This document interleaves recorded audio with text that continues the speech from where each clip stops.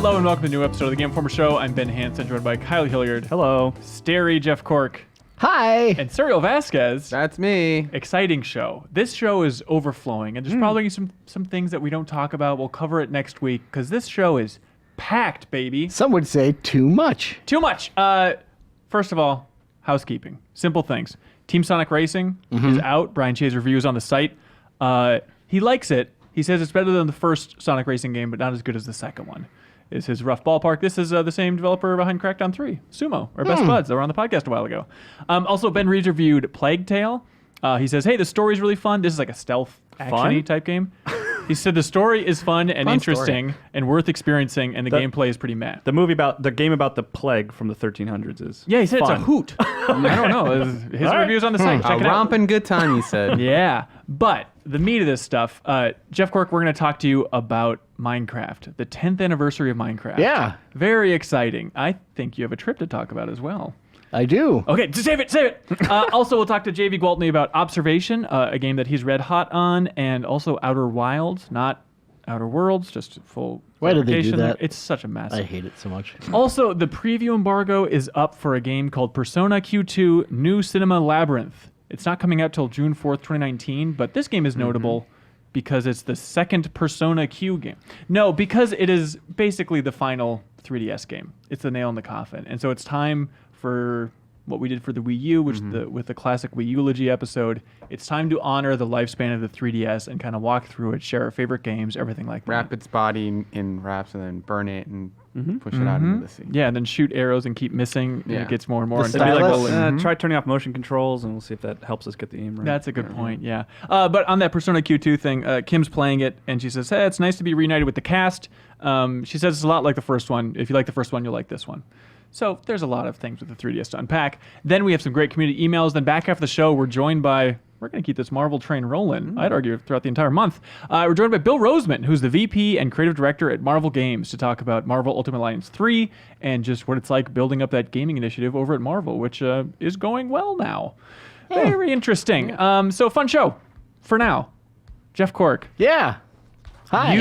We have not talked at all about this. We have not talked at all about You this. actually went to Sweden. I did. And went to the Mojang office. In Stockholm. That's amazing. This body that you're in right now went to Mojang. This thing that I physically inhabit.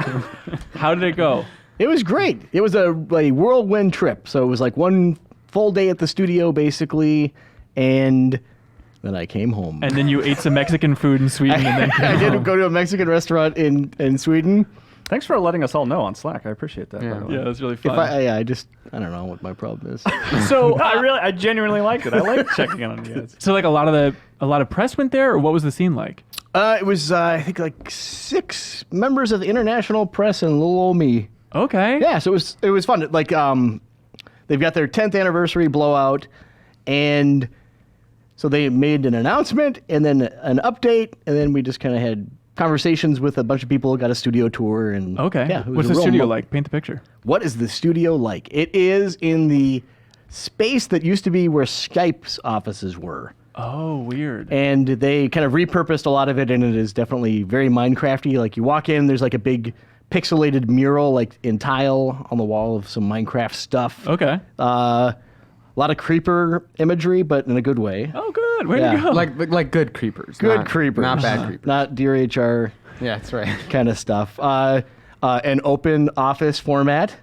Great. You're not going to believe these desks. Kind of irreverent. Some toys and figures. Really? And everyone, like, we walked through on the tour.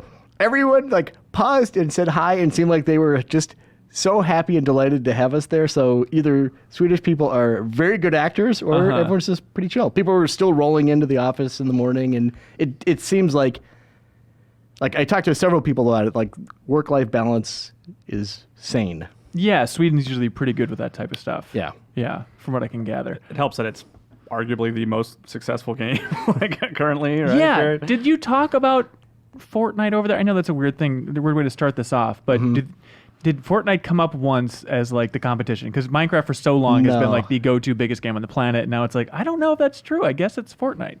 Yeah, we did not talk about Fortnite. Okay, good. What was the most interesting thing you talked about with the developers? The most interesting thing that we talked about with the developers. This is personally interesting Yeah. is I tried to get a handle on specifically what their logo is. Because like Notch has made references to like it being kind of an abstract thing, and it can be referenced like he tweeted something like, it kind of looks like a sewing machine. C-bomb, C-bomb, C-bomb. Nah, I looked at it and like I could see depending on where I'm standing, it follows you wherever you are in the room too. my But God. it kind of looks like a dragon, or it looks like a stylized apple with a bite out of it, or a candle with a weird holder, and I did not get a definitive answer. That's disappointing. What a bummer. Okay, you printed out something though. This is what I'm getting at. Yes. That's hiding underneath your microphone. Yes. Something that you wanted to talk about. Yeah. Well, first we should talk about the games. You're right. Okay. So they announced Minecraft Earth, which is kind of their. Well, this like the easiest shortcut is just saying it's like a Pokemon Go style AR thing that you play on your phone. It's free to play, no loot boxes, but this one's cool. Yeah, it's not like a Pokemon Go clone, which is the interesting part, as far as I could tell, right? No. It's I got a demo of it and I got to like mess around with it, and it's super neat. It's kind of remember the HoloLens demo that they gave at E3 a few years back? They kind of used that as a starting point for this. They thought that experience was really cool, and we're looking for a way to get it to people in a way that's easier than HoloLens, and the technology's kind of caught up to a point where they're able to do some really convincing things with that augmented reality through your phone. So it's like, you know, how, like when you catch a Pokemon, you can kind of see them in the world, and they're kind of Yeah, that feature that people turn off after they almost exactly, you yeah. can't turn it off quickly enough, but they kind of look like they're Close enough. around the world, kind of like inhabiting a space that is not dissimilar entirely to what you were seeing. But this feels a lot more grounded. Like the stuff, like you see, like we had in the demo. I wrote about it on the site, but there's like a pool table, and there was just this big Minecraft model on it, and it moves. You walk around it, and it just seems like it is there. It's really neat. So what are you doing then? Are you just building? So that was something like we got several demos, and that one was just kind of like a, hey, here's something that someone made. So it's this neat looking structure with waterfalls, and you can like tap blocks and make them disappear or blow up, TNT, and it's Minecraft essentially. And there's like villagers inside a building, so it's like you're holding your phone, and you kind of like walk up closer to it, and you're like, oh, I can see right inside the window, or like walk farther away, and it's there. So that's not like a free building kind of thing that you do. Now, how do you build things, you ask? I do.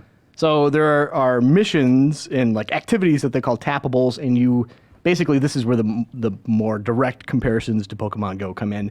Is you get like a map that looks like Minecraft that kind of looks around your neighborhood, and it'll be like, hey, here's something over here, here's something over here, and you can kind of get an indicator of what it is. And there's several different activities, so it's not just like go here, here's something that you can capture. So there might be you walk somewhere, and then you like hold your phone up, and like, hey, the ground looks like it, like part of it, like a patch is made out of blocks, and you tap it and mine them. And Like you have to like tap it to get through like dirt and and stuff. the little pickaxe goes away, and then like if you walk up and over, it looks like you're staring into like this Minecraft world that's like superimposed. good. It's a really neat effect. And so those blocks that you mine are added to your inventory. So it's basically like pieces in your box of bricks, and then you use those in your free building mode, right? And you can work collaboratively with people. So like say for instance, you set up what they call like a build plate, and so then I'm building stuff, and then Suriel comes over, and I'm like, hey, you want to build with me? Absolutely. Oh, that's So then great. what I do is I hold my phone up, and then it's got like a QR code. You hold your phone, scan it in real quick, and then you're jumping in with me. And if like creepy Ben Hanson comes over, Oh. he's like, can I build with you? And we're like, no, he can't join our session because we haven't held our phone up specifically to invite you. Not after you did that thing. Right, I got it. Yeah. We know- Message received. Yeah, the TNT incident, I like to call it. And there are other activities though that like that are open to everybody. So like for instance, if you go to a spot on your map and there's like some skeletons you have to fight, anyone who comes in there while that thing is active can participate, and then everyone gets the rewards for it. Are you feeling optimistic about this? Yeah, it's really neat. Okay, it's a good simple name too. I like it. It's Minecraft Earth. Yeah, exactly. Huh? Kyle, as a Pokemon Go fanatic, are you interested in such a thing? Yeah, I am interested in this more so than like other Pokemon Go inspired games. Like Yeah. this more so than like Harry Potter or something like that. The idea of like the AR element, like letting you dig holes and like look down into like a false sort of representation there. It sounds cool. Yeah. You know? Yeah, And, this feels iterative in that it actually feels like it's using the AR as a feature instead of here's a cool thing that is just layered on top of this thing. Because the real appeal of Pokemon Go isn't the AR; it's like the geolocation, basically. Yeah. Right, but every news outlet covering Pokemon Go, it's like, it's AR, the AR sensation. It's like, I don't think you understand anything about Pokemon. Yeah. That's all. And it's also like we're keen to stress that it is the full version of building Minecraft too. So you have Just all like the all different the blocks, all tools. the redstone, all that stuff. So can you make like a track going from like your bedroom to your neighbor's house, and then have a cart that's just going continuously on a loop, and you can just look at it? I don't think it's that ambitious necessarily. I think the plates that you build would probably cover like a large portion of this table. But then what you can do is like take something that you've built and then take that model and then like if you went to like a football field or something that nobody was there because it'd be really weird otherwise, you could stand there and like superimpose it over the world like in giant form and then like walk around and see this enormous model or this version of the model This that you sounds built. great. Yeah. Leo, I know you're not a Minecraft guy, which blows my mind, and I know your mouth is full of food, but is it tickling your fancy there? Oh, yuck. Yeah, you brought this on yourself. You know, I warned you on 2 counts not to get me involved in that. I need you. I need He's you. eating all his nanners. Oh yeah, it sounds cool. I'll try it out. Will it be free though? Yes. I don't want it Yeah. to be one of those They said- mobile they games said- from 20 years ago that we should Yeah. pay $5 for. They said it is free to play and there are no loot boxes.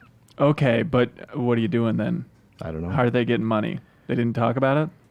Skins. Oh, I think they own you technically. Oh, and they they do? can like sell you to aliens. Okay. Do you know if it will integrate into your like your whatever you're playing Minecraft on, like your Xbox version? I know of that Minecraft? it will, like if you bought skins, Okay. those will transfer over, so you can like skin your like little guy and all that stuff. I love skinning my guy. You love skinning your little guy. That Also, sounds fun. How does it control? Like, if you have to like walk up with your phone and like hold it in front of the block you want to break and like tap the screen, or are there like simulated joysticks? That's on the how I screen? was doing it. Okay. Yeah. Wait, And which was the way you're doing walking around and, Okay. and tapping Okay. things. Yeah. Yeah. it. Also, Minecraft Dungeons, they explain a little bit more. I'm very interested in this. Yeah, a little bit more of Minecraft Dungeons. We still didn't get to play it or anything, but Okay. one of the things they've been hitting home is it's like a cooperative 4-player game that's more of a focus on like action adventure than like building or mining, I right? think that's cool. So it's like an internally developed spin-off, and like we walk by their team and they're just like this little corner in Mojang, and Hello. hi, nice to see you. So they're working on it, but you can't play it solo, which as someone who likes to play games by himself, I was very happy to hear that it's not like, oh yeah, you're totally screwed if you can't get 4 people or together. The weird thing is, like, there's plenty of mods, and even just like you could play co-op and have an adventure in a cave Yeah. right now. So like, what is this experience offering that I can't just get in base Minecraft? That's a really good question, because I think there are elements. I think the modding scene is so robust that it is difficult to say specifically, because like there are games that offer probably a similar experience. So I Is can't. it just like for the other versions outside of PC? So it's like, hey, console crowd, you can have a mod-like experience here. This is only PC right now. Oh, really? Yeah. That's fascinating. Yeah, it's super interesting, but it's kind of like a dungeon crawler. Seems like a nice amount of complexity, but it's not like a super crazy wading through menus and comparing items. Something they do that I think is kind of nice is like they want to give people the sense that they're enchanting, but it's not like the same enchantment system that there is in like Minecraft proper. Okay. So, but like for instance, they were saying like if an item drops, you have a choice of what its attributes are. One of 2 or choices basically. Yeah. So you can still like break walls and stuff, right? It's not like they're blocking that stuff off. I don't think you can. Like I'd Oh, ask really? specifically like, hey, if someone's shooting at you, can you build like a little Right. piece of cover or anything? No, they're not leaning into that. That's aspect of the really game. So that's bizarre. why it's a spin-off. Yeah. Did you get any sense of release date for both? I think they're doing like a closed beta this summer for Minecraft Earth, Okay. and Dungeons, I believe, is just this year. I Okay. think. Awesome. Yeah. Yeah, in your text, they were pretty vague. Like, Yeah. it's kind of almost like, yeah, we're done. You know, Yeah. Minecraft. Oh, did you ask him about that weird 4K update or the super texture update that? Well, let me tell you here, Hanson. I did ask some what I your think hopes are up. some like very good, super smart questions that have been kind of hanging out in the ether for a while Yeah. about Minecraft. I was talking to our dear friend Jens. Oh, the lead developer over there. Yeah, and then also the senior gameplay director, Agnes Larson. Okay. So I asked, what is going on with the Super Duper graphics pack? Yeah. If you remember, they showed it at E3 2017. And I asked that, and immediately PR stepped in. Really? And said, we're continuing to work on it, and we'll have more to share in the future. And it looks like I had fed Jens and Agnes the sourest lemon that had ever been created. All the smiles in Mojang is like a ripple It was effect. just like they all turned to it was frowns. like this grimace, like I don't know. I was like, and then I said, "It looked really good, though, right? It was a pretty good looking update." And they just were stone faced. What do you hear think it pencils, is? right? What do you I think's don't going on? know. It's interesting that they said in the future as opposed to even like soon. I know. Like Yeah. that just implies we're not hearing. How about like anything 2 about it. years ago? That's Maybe so weird. because it's not like those guys have not been updating the game methodically. It's just Right, interesting right. that there's like some kind of hitch with this update for some reason. Weird. What other hot gotcha questions Well, I you also- got there, oh, you yeah. gonzo journalist? I was like, now's the part where I screw everybody over. No. I also asked about the Bedrock edition of Minecraft for the PS4, that would allow those people to join in with all their buddies and everything. And then PR jumped in again. We're always looking for opportunities to integrate with PlayStation, but we have no plans to share at this time. That's great. I love PR. Yeah, everyone's just doing their job. Little statements. Yeah. Do you have any other ones? I asked, any plans to bring? I know the fans have been like desperate for this. Any plans to Minecraft cameo in Super Smash Brothers? Oh yeah, there's rumors. There were rumors. Agnes and Jens very enthusiastic. I love that. Agnes said, and then Jens said that he would love that as well. And then I said, "Well, have you guys had any conversations about that?" And Jens's direct quote: Jens said, "There are always conversations. We have a close relationship with Nintendo." Money in the bank, right? did, I'm Cork. getting I Smash think it's Brothers likely. and Minecraft tattooed on my back with that kind of like direct confirmation. On each shoulder blade, and then with your great posture, they'll basically be rubbing against each other. make Yeah, them. that's great. Make Minecraft. Yeah. How Microsofty did it feel over there? Not- Versus Mojang-y. It felt very Mojang-y. That's nice. That's Yeah. nice to hear. Were there any Apple computers? Oh yeah, that's what we got our demos on for Minecraft Earth Really? on. Well, that's interesting. Oh, just on iPhones, you mean? It looked like they had scratched the logo off with keys, though. Really? Angrily, there was Oh like a my very God. deep recessed scratch on there. No, Speaking of come on. speaking of deep, here's a deep cut. Before you went, I guess you say lent, if you're not in Minnesota. You borrowed? Yeah, I borrowed that DVD to you of the Yeah. Minecraft documentary that Two Player Productions made back in 2011, Yeah. 2012, or whatever it was. Did you watch that whole thing? I did. What was that experience like? Well, here's what I did. I put my PS4. Come on. I hit play. All right, let's boom. get to it. Okay. No, it was fun. It kind of weird, knowing how everything kind of worked out in a way. With like this was like the game was still like on its ascent. Yeah. And they didn't know how far it was going to go. This is before any like the Microsoft sale or anything like that. Right. It's interesting. Was it interesting seeing Notch in his innocent days? Yeah, for sure. Like I mean, say what you will, that dude had like a singular vision, and like just absolute genius. Oh, really? Yeah. I mean, the game is absolute genius. Yeah. Yeah. Any mention of Notch at Mojang? Oh yeah, for sure. Like there wasn't like, every other word, but like they kind of like got everyone up to speed on the 10-year anniversary. And it wasn't like they were like, oh yeah, we discovered Minecraft and no one knows how or anything. It wasn't like that. Oh, that's nice. They didn't use a lot of passive voice. The game was created, and then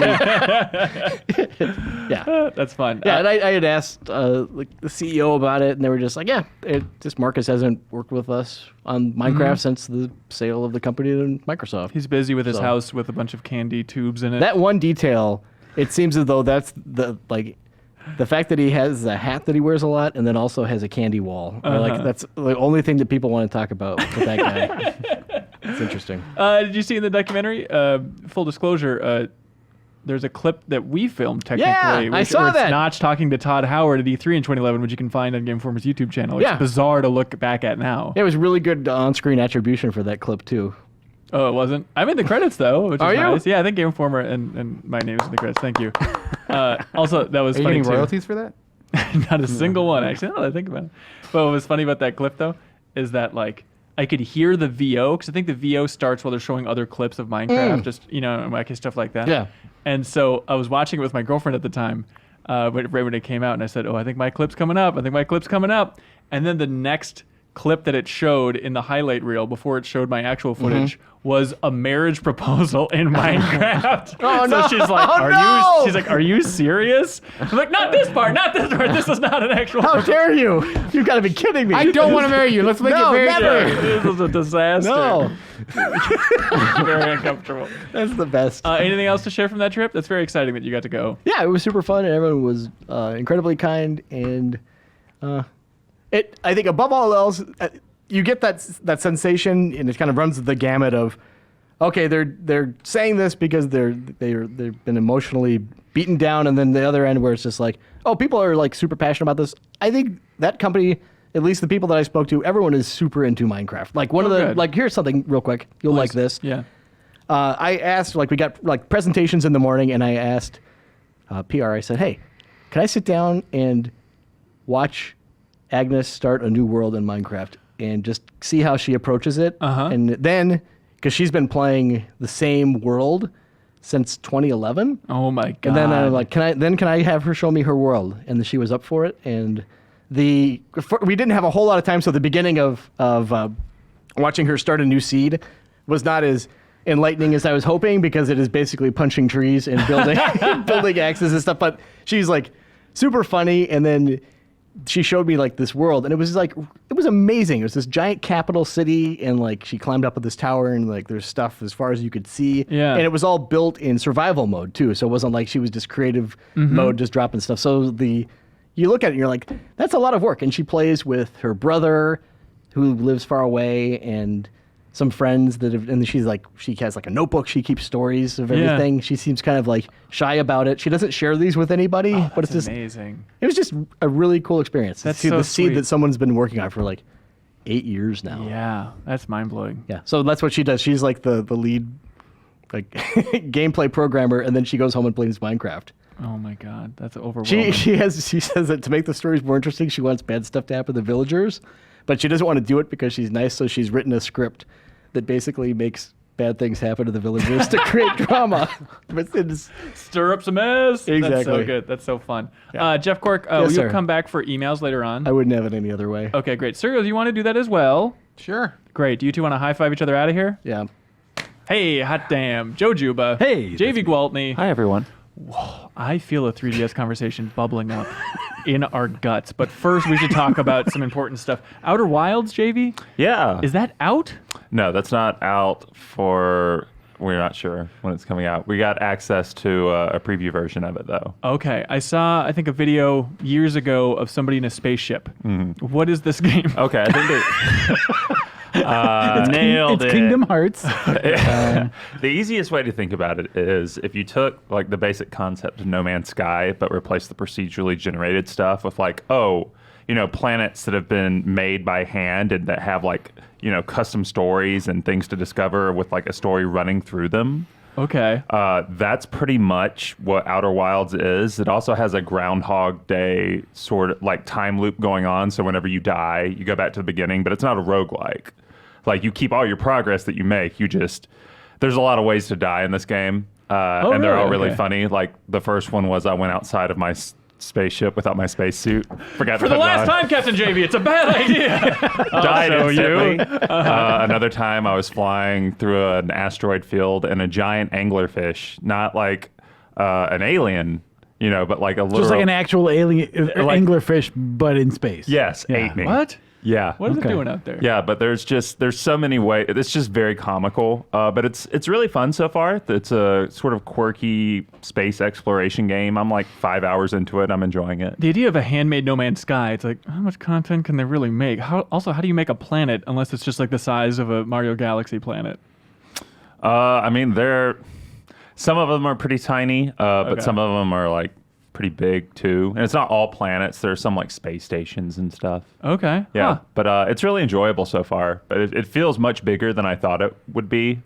for a game coming from that sort of indie space. Yeah. But yeah, it's enjoyable. Is it an Annapurna joint? Yeah, it's an Annapurna production. Okay. Is there anything like Kerbal Space Program-y about having to get real specific about how you fly and things like that? It's not quite to that degree, but the controls can be frustrating. Like you have to master like using your jump jets and thrusting, and landing is a real pain in the butt. I've accidentally landed on a meteorite, a small sun when I was trying to land on the planet. For the last time, Captain Javy, don't land us on the sun. Accidentally land on the sun. If we're landing on the sun, I'll just get out of the spaceship and it'll be fine. The autopilot is garbage, but in an enjoyable way. Like when you die, it's the kind of game like when you die, it's usually accompanied by like a belly laugh. Oh, like, that's good. Yeah, so Yeah, sweet. it's a hard game to get frustrated at. That's All something I missed from the old like adventure games of the 90s. Just a bunch of creative deaths that they, developers acknowledge and let you do for fun. Just Yeah. the police quest stuff. That's Exactly. just a mess. Yeah. Yeah. Outer Wilds is the name of that game. But it seems like you're more excited to talk about this game called Observation. Yeah, Observation is a horror title by a Scottish developer called No Code. A couple of years ago, they released a bunch of let's just call them like a text venture anthology with a lot of polish called Stories Untold. Now, do they release it, or do they just send that directly to your inbox because you're very I'm a much up huge that nerd. alley? Yeah, Let's say yeah. both. Let's say Okay. both. Actually, that game's free on Epic Store now, so Oh, you can interesting. try it out if you want to. Okay. But it was a team put together by a bunch of folks who worked on Alien Isolation, and so Observation plays like a combination of 2001: A Space Odyssey and Alien. It takes place on a space station where you are the space station. You're an AI who runs the space station, and you wake up to the scientist trying to get you back online. Something's happened to the station, but your memory banks are offline. You don't know what happened. Most of your functionality is removed. So you and the scientist are working together to try and figure out what happened to the station, who's still alive, so on and so forth. What are you? Is it like Friday? It starts out like Friday at Five Nights? I was going to say Andy McNamara's version. We which can't do that. he was so frustrated, couldn't come up with the name. What is the name? What actual name of that game? it's Five Nights at Freddy's. Five Nights at I thought Freddy's. you were asking me for and Andy's. not Friday Night Fest as Andy. Wow. Still the I have not heard funniest this. name. Okay, anyways, go on. But yeah, it starts out like that with jumping from camera to camera in certain rooms, but the whole game isn't like that. Eventually you get the ability to hijack like a small drone, and you're like progressing through the space station and doing puzzles to unlock things, like manually restarting generators. And it's what else? It's like simulated programming to a certain Yeah, point. Like there'll be a woman, Emma, who's like, "Hey, can you check on this? What happened here?" And then you can change cameras and go in there, and you can like pull up this like computer text to give her responses to explain like what happened here and stuff like that. This sounds even more like a JV game than I've ever heard described before in my Leo, life. chime in. Like, I don't think this is necessarily just like, oh, this is like a quadrilateral weirdo cowboy game, like JV weirdo game. Like, It's weird. Yeah. Uh-oh, hang on. Leo, what is your take? It's impressive. It's a genuine ass game. They got 3D models walking around in there. Okay, all right. Are you digging it so far? Yeah. I haven't had the chance to play it myself, but we did that new gameplay today. Oh, I see. Yeah, we played like an hour of it Yeah. for new gameplay today. But I really enjoyed the story's really good. Like if you like, what's that Sam Rockwell movie where he's on Moon. Yeah, if you like Moon, Yeah. you'll I like do this like a lot. Moon. You'll It probably is? like this a lot. Yeah, I mean the thing I don't know, like 2 hours in or something like that. The thing I like about it is like I've been on a lot of space stations in video games, and there's like simulated gravity, and they're very futuristic. Yeah. But this one feels like a space station that would currently be orbiting. Yeah, Earth. because the space Oh, station that's is fun. like Yeah. based on NASA designs. yeah, and like, and they do a good job emulating that. Yeah. Oh, okay. I think that appeals to geeks. I wonder if there's certain people who's Yeah. like, does that just mean it's less interesting visually? No, I they- think it's really cool because it feels super claustrophobic. Like Okay. even when you're the tiny drone going through places, because it's a series of tunnels. Like it's like a legit sort of space station, not just Yeah. like the thing you get in Alien Isolation or the system shocks. Like it's very claustrophobic. And the visuals are very good, and they nailed zero gravity, which is hard. Like things look like they're floating appropriately, and the human character that's moving through the station looks like she's floating in zero gravity, which is cool. Is the easy pitch that like if you liked Alien Isolation, you should keep your eye on this one, or is it so different with It's the programming and all like that stuff? visually, it has a lot of the same visual effects because the John McKellen, I believe is his name, is the guy who's responsible for the UI and Okay. Alien Isolation and a bunch of the visual effects. So visually, you get a bunch of those same effects, but it plays completely differently. This is not a hide and the seek game. You're never hiding from monsters, so to Okay. speak. It's more. It's more puzzle. It's very puzzle focused. It's almost closer to like The Witness. Yeah. Like in the sense that you're just sort of exploring and trying to find puzzles in this sort of. I mean, I say open area, and it is an open area, but it's very cramped. Well, then what's the horror aspect? There are horror aspects. It's You don't know scary. what Puzzles happened. are so hard. You'll No, fly you your don't eyes know out. why you're there. Yeah, you don't Okay. know why the station has fallen into disarray. It could be your fault. Maybe it's not. You're not sure. You know? Like, can you trust yourself? Like, and one of the best things that the story does is Emma Fisher, the main, the human character that you interact with, because you're the AI, you two have like a very sort of symbiotic, uneasy relationship where you both need each other. Like, you need her to bring you back online, and she needs you to help her progress through the station by unlocking doors and rebooting certain systems that she can't get to. Yeah. But she's always sort of wary about you because, like, oh, what if Sam, who's the AI, what if you did this? What if you sort of wrecked everything? And She's giving you great ideas. that relationship feels very natural in a way Okay. that I didn't expect. Like, it's interesting because the big problem I thought about before I played the game was like, well, how am I going to be scared? Like, if I'm the AI in charge of the station, that means I'm kind of like a demigod to a degree. Mm-hmm. And the answer is it makes you care for Emma a lot. I feel like more than yourself. So there's a lot of good stuff. Yeah. Cool. In the Also, story. scary sound effects. And Yeah, music. very spooky sound Cool. effects. The observation is the Just name of this game. observation. And We're it's- just Do you know what it's out on? It is out on PS4 and Epic Store on PC. Oh, interesting. Okay, cool. And you gave it a what? A score? 9. A 9. Yeah, I liked it a lot. Like, Wow. I really like that game. Joe is frowning a little bit. Well, everything he said about it sounds like a pitch for a game that I'd like, but at the same time, Javy was real hot on like Quadrilateral Cowboy and Virginia, which were games that when I like played them, I was like, But those are more this artsy isn't for me. fartsy. Is Yeah, this like- artsy fartsy? I don't think Kyle, do you think it's artsy fartsy? I mean, the technology makes it feel very grounded because it feels like a modern space station. Okay, so not so much fartsy. All right, observation, everybody. Now You don't want to fart up there anyway. I mean, that's a cramped Absolutely quarters. not. Oh, what a nightmare that'd be. Captain, no! Captain Javy, can you please stop this? I'm just gonna go for a spacewalk and fart real quick. Oh, boy. Normally we clap to make transitions happen on the podcast, but I just had an epiphany. Joe, you have a 3DS sitting on that. I do. Can you make that clap into the mic? See what happens? Good God, man. If you're watching the Whoa. video version of this podcast, we have assembled all of the 3DS games from Game Informer's vault, which is not quite a full collection, but pretty good. I bet this is what? Ballpark 60%, 70% of the 3DS games I out bet this there? is it's a little high. 30%. Somehow, like, the stuff in our vault looks much less impressive when it's not on bookshelves. Like, this looks much smaller This than is I taller thought. than you, though. You know what? Yeah, let's get it off. This isn't even worth looking at. It's hideous. Very meticulously in alphabetical order. The Nintendo 3DS. What a delightful system. Are we all a fan? Yeah. Oh, yeah. I think it's, like, probably top 3 consoles for me. Oh, if you round it up with all consoles? Yeah. Where do you think it stands, the life of the 3DS, compared to other Nintendo handhelds, though? Like a ranking? I mean, man, I still have a lot of love for Game Boy Advance. I like think Game Boy SP. Advance has to be Yeah. number 1, right? Yeah. Yeah, probably. Would we put the DS above this? See, I think it's real weird to, like, in my mind, as we were like thinking of games to talk about Yeah. here on this, I kept conflating DS and 3DS games. Because of the backwards compatibility? That was part of it, yeah. Yeah. And in my mind, even though this system obviously has the 3D functionality, I think the design approach to all these games was so similar that to me, they like the DS and 3DS almost feel like part of like the same family. Right. Yeah. Which, I'm a huge nerd, especially a Game Informer nerd.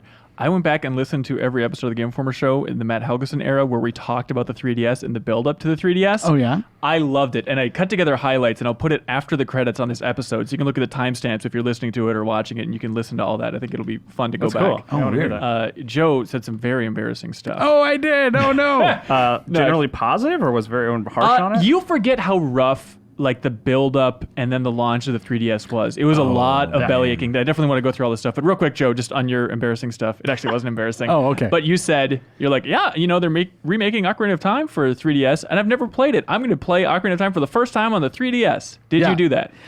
No. Okay, great. You also said, I don't know when I'm going to buy one. Then you're like, there's one game that'll get me to actually buy a Nintendo 3DS. Mm-hmm. the Professor Layton Cross Phoenix Wright game. I did buy it. For that game? Not for the game, but I did buy it. I actually never played it though. Oh my God! That's so sad. But where I was ultimately going with this was I forgot where I was on the podcast and I talked about like buying my 3DS, and there was like a lot of brand confusion back in the day too because it was so similar to the DS. It was very much the Wii to Wii U level of confusion where people in the store didn't know what I wanted. They're like, "Do you want the XL?" And Hillison said that he talked to somebody that worked at a store and that somebody went in there for a 3DS, and then they're like, "Well, I guess I'll just buy the DS XL because it's bigger." And the person working at the store had to explain, like, no, it's a completely different system. Don't do this. Yeah. So you bought yours later in the life then, if the XL was out at that point. Well, no. So The DS the DS XL. Oh, the DSi XL. Right. Okay. I mean, that's how could have won that was there. Confused. Yeah. Right. Okay, I see what you're saying. And I suppose things only got worse with the 2DS. Yeah. Right. So So the new 3DS. So that timeline, I think it's crazy to look God. at this because so the 3DS originally came out February 26, 2011 in Japan, North America on March 27th, 2011. Then the 2DS came out October 12th, 2013, and then the new 3DS September 25th, 2015. I remember being shocked by every announcement, and even going back and listening to the podcast from that early era is just like what a bizarre, quiet announcement the 3DS was. Where it's like, oh, all of a sudden, okay, there's a new Nintendo handheld, and there was so much confusion about. Well, I had read that they were trying to get ahead of rumors because like things were leaking, and the DSi XL had not released yet when they revealed the 3DS. Is that what it is? Which is interesting because like you'd want that old Model DS to be on the market for a little while before you say, hey, there's a new one coming. Yeah. But they had to get, they wanted it to not, just be totally ruined by rumors. Right. And there's a lot of debate back then too about like, oh, I hear it can do GameCube level graphics. I heard it can do Wii level graphics, and even people. There's no difference. Yeah, that's the secret, right? And so there's a lot of Reiners saying like, I think they're going to port a bunch of Wii games to it, which there are a couple like Kirby's Epic Yarn. They eventually got to that point. Even some Wii U games, which is crazy. And then there's confusion too about like what the 3D means, whether or not it's going to be dependent. Like Reiner's like, maybe there's a door and you just can't open the door unless your 3D is turned on, like stuff like that. Where I'm very happy that never came to fruition. Yeah. So, man, I have so many things to like ask you guys about this too. But I guess my first question: who actually used the 3D functionality on this thing? Ever? I used it once and was like, this adds nothing to my gaming. It actually detracts from my gaming experience. Yeah. This looks ugly, and then never used it again. I was there on launch day, so I got a 3DS at launch, and so I made an effort to like, all right, I'm gonna play it in 3D because that's what this thing is for. And still today, I will flip it on for like 1 second to just like almost just as a instinctive like check to see it if it's even a feature anymore. And like 90% of the time, it does not do anything. Well, that's the crazy thing is throughout the life of the 3DS, just seeing, I think it was like Pokemon were the first huge games from Nintendo that just didn't support 3D at all. And then that kind of became the norm by the end for a lot of Nintendo first-party stuff even of just, the 3D, we're just going to pretend it doesn't exist at this point. It's insane. Yeah. Game Freak has a history of being like, we're not going to do that. Like using the thumb on the touchpad for the DS. Like Nintendo was telling Game Freak, like, use that. And they're like, no one's going to use that. That's so we're not right. going to integrate that. And then for 3D, stereoscopic 3D, they're like, no, we don't want to use that. So we're just going to turn it off. Well, also, I don't think Game Freak's a tech powerhouse, and I think it probably is more technically challenging than we realized to get this stuff up and running in 3D. And it's also, I think, important to point out that this was even at a time in the industry when other people were kind of chasing Nintendo. The Wii was a big success, then there was all this like motion sensing stuff. The 3D felt like it was Nintendo doing the chasing there, where like Sony had their big push towards 3D stuff around that time That's too. right, yeah. Like I remember the Eco Shadow of the Colossus collection was like, you can play this in 3D. I remember here in the office, we had to get like a giant special 3D TV In Sean Lowry's old office, yep. because the idea was, wow, this is apparently going to be a thing now. We need to review and assess all of these games in 3D. And it was really a very small sliver of gaming history that was even a consideration. I mean, you talk about Nintendo chasing that and kind of following it, but at the same time, I mean, I think the 3D technology was mind-blowing. Like, you can hear it at the end of the episode if you want to listen to first impressions. The idea of, like, glasses-free 3D, like, that was really, really impressive. It still is amazing that they pull it off, even if we don't use it. Yeah, there's nothing against the technology itself. I think that's interesting. For me, it does not enhance a game. No. 3D Land, I will argue. I think it's better because of the 3D. But outside of that, I can't think of a game that I think popped more because of the 3D. Yeah. I mean, it was exciting to play Ocarina and Majora in 3D because it was just like a new look on those games that I loved. but didn't really like improve the game in any Right. big way. And that's the crazy thing too, is listening to those old podcasts. There's just this faith that like, well, Nintendo, best game designers on the planet, at some point will be wowed by their Wii Sports equivalent for the 3DS that really makes the 3D pop. And that's basically just 3D Land and then end of story as far as I can tell. Yeah. Please let us know in the comments what you can think of. But in terms of just like, Nintendo chasing the 3D curve a little bit, think about how far they were, I think, like ahead of the curve with like what came bundled with the 3DS, those AR cards. Do you guys remember those? Yeah. Like that Yes. was really cool. I remember showing that to my family and stuff, like where you're battling the dragon, like rotating around the table. And now we just talked. built-in games, yeah. Yeah, and we just talked about it in the segment before this, but like Minecraft Earth now, it's basically doing an evolution of that. But what do you guys remember from like the early days of 3DS when you first got one, JB? I got one late in the game. I got one to play Fire Emblem and Legend of Zelda: Ocarina of Time, just because I hadn't played that since I was a kid. Yeah. So, I mean, I remember being super impressed, and we can talk about one of those later on, why I was super impressed. But I do remember like being significantly wowed because I missed out on the DS era, Oh, so it was wow. also super nice to like go get a 3DS, then go to the store or go to GameStop and be like, oh yeah, I want to try that weird visual novel Zero Escape kind of game, that sort of stuff. So being able to go back, the backwards compatibility, it was the first time I cared about backwards compatibility. I feel Oh, like. wow. It was Yeah. so huge, even for stuff like, Mario 64 DS, which I played through the entire game on the DS with the touch screen, like my finger on that screen, which No sucks. one made you do that. I know, but I didn't want to use a D-pad for Mario 64, Yeah. and that was so nice with the 3DS then to be like, oh my god, I got my analog nub, I can actually control Mario in a way that feels a little bit more faithful to the original. I remember Metal Gear being on there. Metal Gear Solid 3. Isn't that It was insane? not a good It's on the port. table, yeah. No, Joe, on the podcast it was mentioned that you played it and you were just horrified by the controls and like it needs a second analog stick for the love of Christ. Yeah, as I was looking down the games, like, okay, what were 3DS games? What were the like standouts for me? I saw that one. I'm like, oh yuck! I remember that. That was, I mean, that's another one where visually, it's kind of amazing, Yeah. and mechanically, like, God, there are any other way to play MGS3 is better. Yeah. I do remember hearing the stories like that in Kojima Productions offices. They had like a walled off office, with like curtains up where they were trying to, use the 3D technology and no one could see it, and then the game ended up not being a launch title, it was shown off and it had a trailer Yeah. that you could download, but it didn't release for a couple months. Yeah, that launch was rough because it's like, okay, we have Street Fighter 4. Let's see, there was some dinosaur fighting game that Helgeson and Reiner were excited about from Ubisoft, which I don't recall at all. Yeah. Steel Fossil Diver. Hunter or something, yeah. No, not Fossil Hunter. It was called okay. like, I want to say Cubivore. It was like Carnivore Dinosaur Battle 3D or some nonsense like that, A bunch of words that Reiner liked. Right. Yeah, yeah. Oh, yeah. There's that Ghost Recon game that like the original designer of XCOM designed. Do you remember that? That thing was so weird. Vaguely. And That's- Pilot Wings Resort, that was the big one. Yeah. that's Well, right. Steel Divers, right? Like, Yeah. that's the one game, like, whenever I went to a Walmart or something, that would be the game that they just had so many copies of that they could line, like, an entire aisle. Yeah, and like a lot of Nintendo talent worked on that game. Like, and that, do you remember the sequel? Steel Diver Sub Wars? It's free to play, right? It was free to play on the 3DS eShop. And that's one of the craziest things, looking back on the life of the 3DS. It's like, it was such a weird spot for Nintendo in general to try out different monetization strategies. Was Like, this the system that had Rusty's Real Deal Baseball? Baseball, where you could actually haggle with him and give him items based on what he wants to bring down the cost of the I love crappy that. little baseball games within that game. Yeah. It is. It's just all over the place. Like, yeah, Sub Wars, which was the first-person sequel to Steel Diver, that was free. There's another game called Tank Troopers, which is a little bit later in the life, and that's like, you think, okay, Nintendo made it, I guess, but who actually did it? And it's like, oh, it's produced by the guy who co-directed Zelda 2 and designed the Ice Climbers and directed Mario Kart and Pilot. It's like crazy Nintendo talent working on this thing, and then they released that for like $8. It's like, here's this eShop tank game. It's just all over the map. Yeah. Well, on that topic, there was also the. Do you guys remember the Guildo 1 compilation? No. This was like there were 3 short games. I reviewed all 3 of them. One was called Liberation Maiden. That was directed by Suda51, where you played like a president of the United, in a mech. Another one was Aeroporter, which was directed by Yu Saito, who created Seaman. Oh, and it was what? like this puzzle game about organizing luggage at an airport, and it was bad.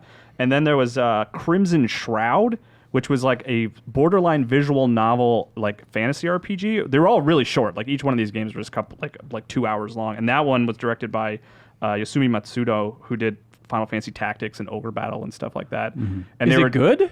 That was probably the Crimson Shroud is probably the best of them, but it's like chapter 1 of what might have been a larger story, basically. Oh, weird. But yeah, they all released like within the same month, and it was called the Gildo 1 collection, where they had these like short art projects by known directors. It was very weird. Weird. That reminds me of the other game that no one's going to bring up later. Was it Project X Zone on the 3DS? Remember, it was like that strategy game where it was all the different Capcom I reviewed games? both of those. Yeah. Did you really? Yeah. How were they? They're 7s. I mean, Okay, all right. That seems There's fine. like, I mean, there's a lot of fun like fan service stuff, like characters that you recognize and really obscure things. Yeah. But, I mean, it's like a weird tactical mashup.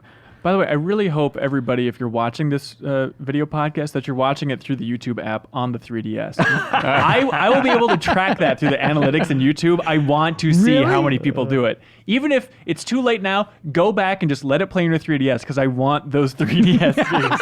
I think that'll be so fun to see. Netflix is on there too, which is I crazy. know. Yeah. I remember when like Roma came out, somebody tweeted out a picture of them watching Roma on a plane on a 3DS. That's so sad and gross to think about.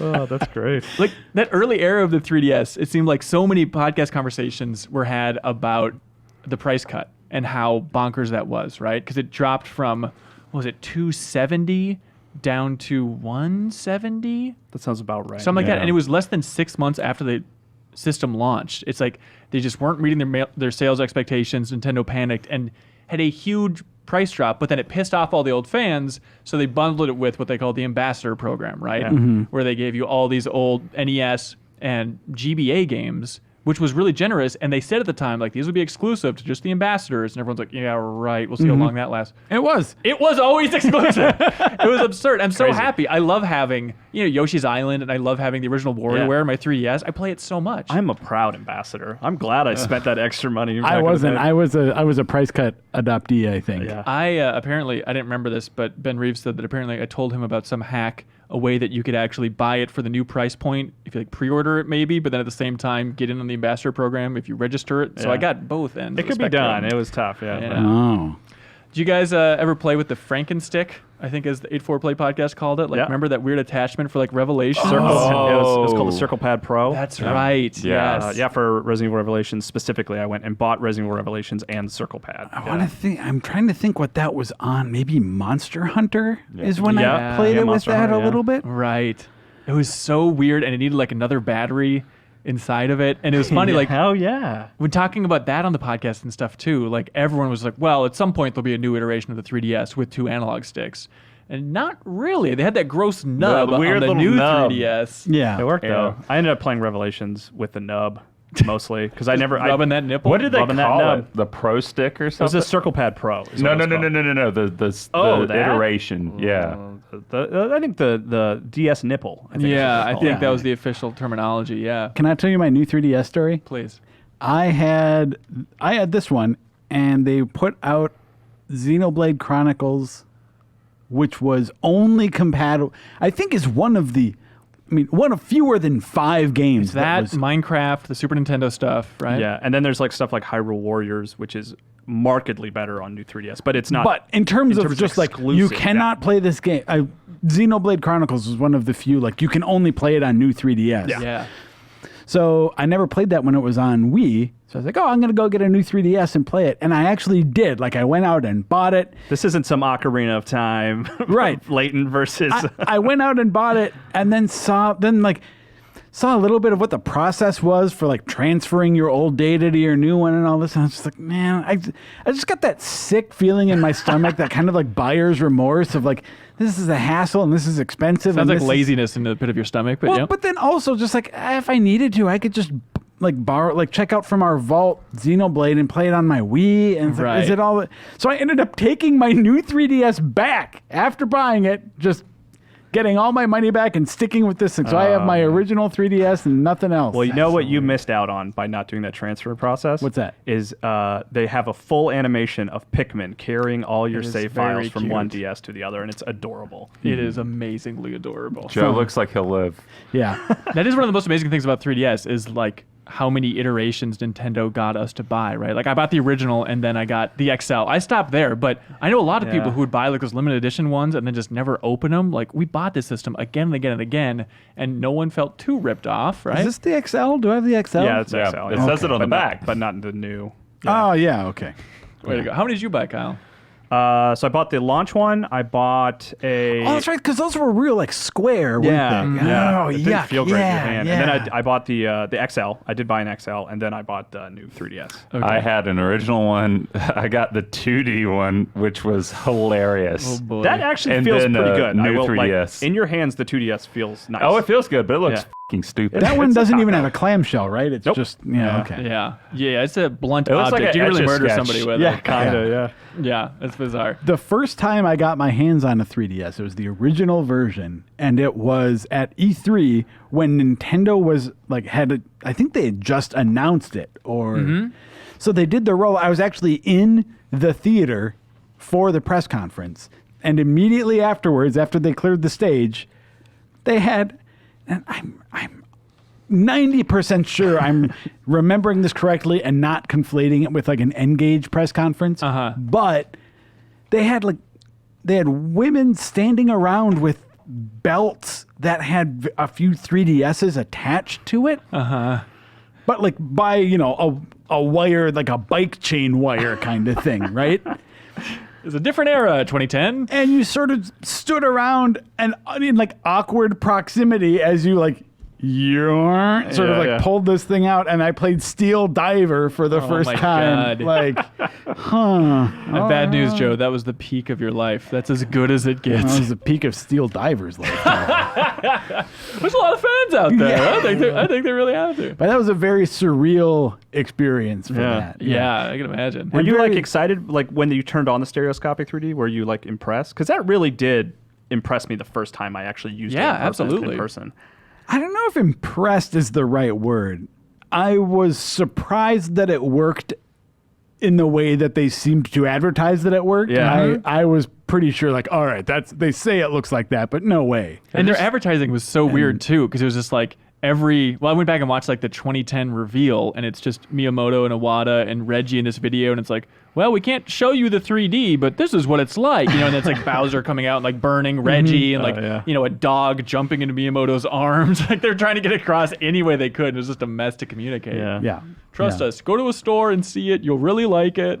I But, promise. Yeah, when I promise it's played it, cool. it was like, oh, yeah, promise kept. It works like that.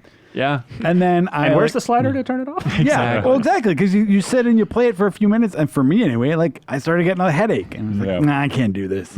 Yeah. It's still shocking to me that it took until February of 2016 for them to release the old Pokemon games on eShop. Yeah. It was so long. 5 years before they do like the most obvious layup release on that eShop. It's insane. I don't know what was going on there. I think I have one of those. Oh, Yeah. good. Yeah, I think even when we went on the History of Pokemon trip, I think we asked them about that. Or there was some interview, where we had did, asked yeah. about that before. Like, you guys know that you'll make $1 million if you do this, right? And they're like, we like looking forward. We don't like looking in the past. During the interview for Omega Sapphire. Exactly. You guys want to run down some sales numbers? I think these are fun. Yeah, I have the sure. top 20 selling 3DS games do you of all have the time. details for the actual console sales? Console? Or Yeah. just like the So- actual numbers? Yeah, like the... Yeah. Yeah, okay, go. Yeah, I got the numbers. Great. What do you guys think is the best-selling Nintendo 3DS game? Nintendogs and cats. I want to say Nintendogs and Ocarina of Cat- Time. Okay, Nintendo Dogs and Cats, that's number 16. Okay. You say Ocarina of Time, that is number 15. Oh, Whoa. a Pokemon X and Y, probably. Pokemon X and Y is number 2 with 16.39 million copies sold. Ruby. Wait. Ruby is number 4 with 14 million copies Pokemon sold. Black, White. Monster, That was Those are DS. DS games. Monster Cool. Hunter Ultimate. Monster Hunter Ultimate, that is number 13 with 4.2 Is million it sales. Link Between Worlds? No? Link Between Worlds. Hang on, I'm about to lose my mind. Is it not on there? I don't think it's in the top 20. Wow. That's insane. Yeah. I bought 2 copies of the game. Oh my god. I did my best. Yeah. No, I don't just tell us, man. I don't know. Number 1, Mario Kart 7 Oh, with 18 yeah. million. And then number 2, Pokemon X and Y. Number Well, 3, Mario Pokemon. Kart had a first-person mode, Isn't that weird? Oh yeah, Yeah. I remember that. That just seems like it would Let me make you cross want to that off throw my up. notes that I wrote down of weird things. I remember Adam Biesner, who I think reviewed that for us, was in love with Donkey Kong's voice because he grunts and talks a Oh, lot. he in that hated game. it. Which Yes, is like, yeah. I think we have a video for that. You can Yeah, find we it did. somewhere. Yeah. Number 3, Pokemon Sun and Moon. Number 4, Pokemon Omega Ruby and Alpha Sapphire with 14 million. Yeah. Number 5, the first Mario game on the list. New Super Mario Bros. 2 with 13 million. Outsold Mario 3D Land by 1 million units. That Really? is so sad to hear. Yeah, that does bum me out. Did you guys ever play that game? No. Oh. I was going for a walk in Northeast Minneapolis a couple of years ago, and I saw a 3DS cartridge on the sidewalk, and I went over and turned it around, and it was New Super Mario Bros. 2. So like, I've always had that in because I play a lot of downloaded games and stuff on Yeah. that system. So I always have it in as like my backup game, and every time I go back to it, it's like, oh, what a bummer. It's just such a bland blah. What's in yours right now, Kyle? Oh, that's an interesting question. I think Ocarina of... Oh, nothing. Sorry. Oh. Oh, great. It's usually Ocarina of Time, though. Animal Crossing New Leaf sold 12 million. Smash sold 9.5. Smash would have been my number one, actually, when we were guessing. But yeah. Man, Pokemon Ultra Sun and Ultra Moon sold 8 million copies. That's like the re-release. And that is still more than double what Ocarina of Time 3D sold. Like Crazy. Zelda did not do well in this system. It's really wild. Sun and Moon, the most recent ones? Ultra Sun and Ultra Moon. Yeah, so this is like the second iteration of Sun and Moon. Right, okay. But yes, well, not counting the Switch Yeah, no remake and stuff. Thank you, Kyle. But also, let's see, Animal Crossing Happy Home Designer, 3 million copies Wait, sold. is that over New Leaf? No. So New Leaf was way up there. But Oh, Happy Home okay. Designer outsold Link Between Worlds. Really? That's insane. Low in fun housing. Low in fun Outsold? housing. It's so disappointing. I mean, I think there's like a whole different casual audience that Oh, for sure. Animal Crossing reaches. Like people who don't play games buy consoles for that. Yeah, it's for real sure. weird. Yeah. It's crazy thinking about the life of the 3DS too and how it overlapped with 3 different Nintendo consoles. Right? There's the Wii, Wii U, and the Switch. Yeah. It's a crazy lifespan on this thing. Especially like it was so weird in the last couple of years just how much of a bummer it was to have to go back to the 3DS. Like all you Samus Returns Metroid fans out there were like, we don't want it this way now. Buh. That's what I've got in there right here. Have you finished it? No. That's so frustrating. Maybe we should talk about it. I didn't later. like it. Yeah. Ugh. All right, we'll talk about it later. Okay, we're gonna share our three underappreciated games on the 3DS. I want to share some of the weird Yeah, please. things. So I love weird stuff. A couple I real quick want to talk about the stat tracking in the 3DS. Yeah. Is like my favorite, period, hands down. It's just a list of your games that you've played the most and how many hours you've played each one. Okay. I want that for every system. It's ridiculous that that's like so hard Where to is do. that? I don't know. There's actually like a stat app that you can see.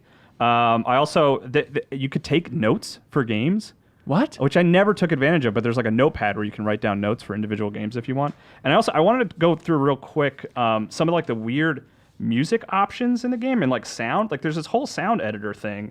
For in the system itself? Yeah, like in the system itself. What? Like this is just I was just recording us earlier talking a little bit. And like they Gross. have this weird thing where you can like change the pitch. We're hearing the stories like that Whoa. in Kojima Productions' office. You can speed it up. with like curtains up when they were trying to, use. You were secretly recording us? Yeah, it's a What the little hell, bit. man? But I didn't know it was being I do recorded. remember hearing the stories like That's fun. Yeah, and then but the crazy thing is though is you can let me see if I can find it real quick. Is you can actually just put music on the memory card. You can put MP3s on there and you can run it through that stuff. So like I have like, of course, Dexy's Midnight Runners. Uh-huh. Fantastic song, right? But you can do all this tweaking. You can do the same tweaking. Oh. You can like pitch it up and I didn't think the song could get better. yeah, right. But then the other weird thing, and this is gonna sound like crap, but we're gonna do it anyway. You can change like different settings. Oh, the Wiimote speaker. Yeah, but there's one that's 8-bit. What? Hang on, Leo, can we really crank this? This is just dreams. Come on, Ali. And then you can also do this. So there's like different things you can do up here on top where like you can add sound effects. Like in the middle of music. And like there's a Mario You're stuff. adding those? Yeah, like you can just like map them to the left and right buttons. Uh-huh. Let's see. Oh, here we go. Cats and dogs. And then like just Mario sounds and stuff. Wait, is the 3DS secretly the best Yeah. system of all time? And then we also Leo suggested I download this song, which is good. It's a nice sad song that we can play around with. Oh, okay. Let's speed it up a little bit. Yes. What song is this? It's from Fast and the Furious 7, I guess. Oh my God! Yeah, I don't know. What Oh, like during the ending sequence? And so we can add our. There isn't a car accident sound effect, is it? Okay, cool. But yeah, it's just so weird. And then one more thing I wanted to. Was I going to keep playing over the back of it? Okay.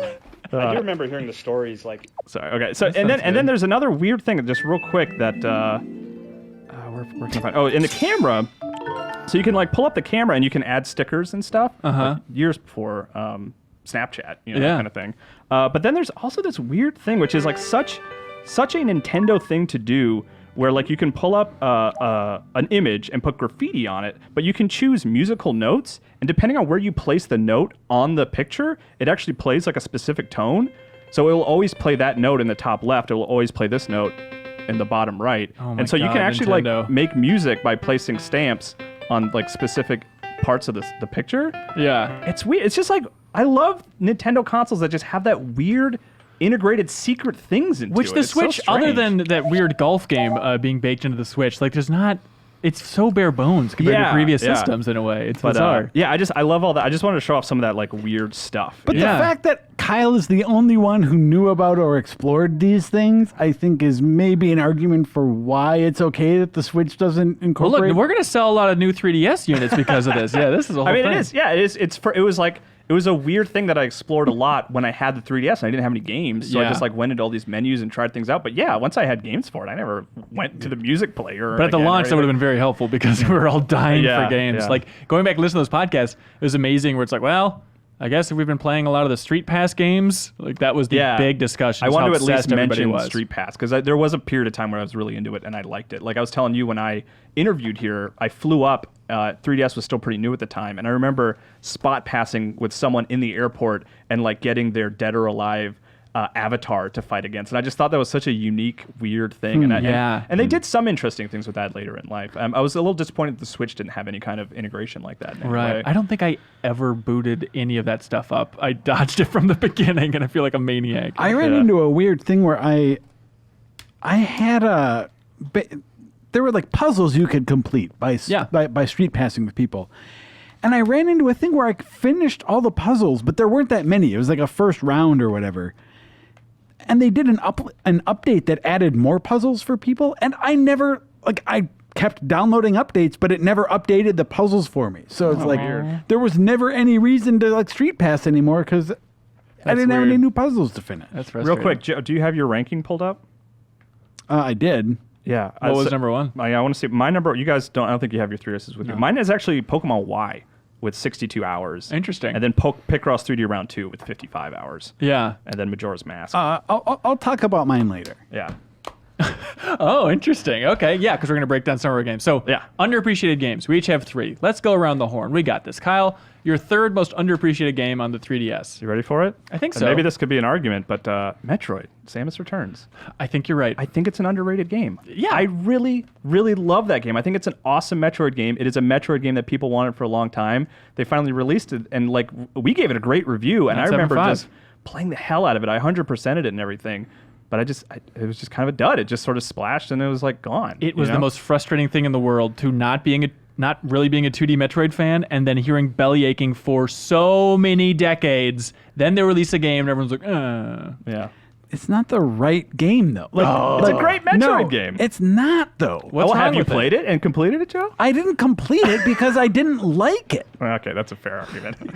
Because, like, for me, I don't know, just all of those boss fights against the stupid little samey Metroids all over the place was not interesting for me. And, like, what I like about Metroid is that sense of exploration and new mobility. Mm-hmm. And this game, like, did not have that arc. It was a lot more about, like, now you're in this area, now you kill those Metroids, and then you move on. And it wasn't the flow that I wanted out of it. All right. That's disgusting. Still a I great think game. I you're love that right. game. I think you're right, Kyle. Number 3, Joe, what do you got? Well, I guess now we can talk about the number one game on my activity or my ranking log there with 30 plus hours in it is Story of Seasons. Wow. Because that's the Harvest Moon, follow-up, I played that. It runs like butthole, doesn't it? That's what I recall. It's not great. It's not great. But what you have to remember here is, this is pre-Stardew Valley. Pre-good games. Well, no, I have always enjoyed that, like the Harvest Moon franchise, that sort of simple life simulation kind of thing. Yeah. And this was a sort of reinvigoration of that series. This is when the original Harvest Moon series had to split off, and like Natsume started calling their own games Harvest Moon, but they weren't actually the original series. Yeah. So the original series got renamed here Story of Seasons. Uh-huh. And this was the Story of Seasons. Is there any reason to go back to it in a post-Stardew Valley world? I don't think so. Yeah. But it was something that, like, I don't understand. Like, this is a genre that I've always enjoyed, and I appreciate that Stardew Valley is, like, brought more people into it. I love Stardew Valley obsessively. Yeah.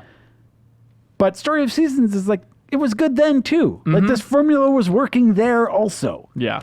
So, hear you. yeah, I enjoyed that game. Good choice. JV number 3, what do you got? SteamWorld Heist, actually. Of course. Because I think that developer in that series is turning out to be one of the more subtly interesting ones out there, because they do a new genre with every game. It's like the old pixel junk type of thing. Even. Yeah. And I feel like Heist came out and people were like, oh yeah, that's kind of novel and interesting, but I think the game is genuinely really good. Like, it's a really good XCOM clone. Yeah. And I just played the hell out of it. Oh, that's fun. Yeah, the indie games on 3DS were a big thing. Like Shovel Knight sold bonkers on there, which is really nice to see. I think a lot of people played on the 3DS first. Yeah. Yeah. My number 3 is a game that hasn't been mentioned yet. I don't know if people remember this thing exists. It was a weird anomaly, but Puzzle & Dragons, the Super Mario Edition. Yep. Oh, yeah. I love that game. It was so weird to have the mobile game Puzzle & Dragons, but exactly what people wanted, where it's like, hey, the gameplay's fun, kind of a elaborate match 3 thing. It's a weird system where you're dragging things around, but it was a cool mechanic, and also just like, hey,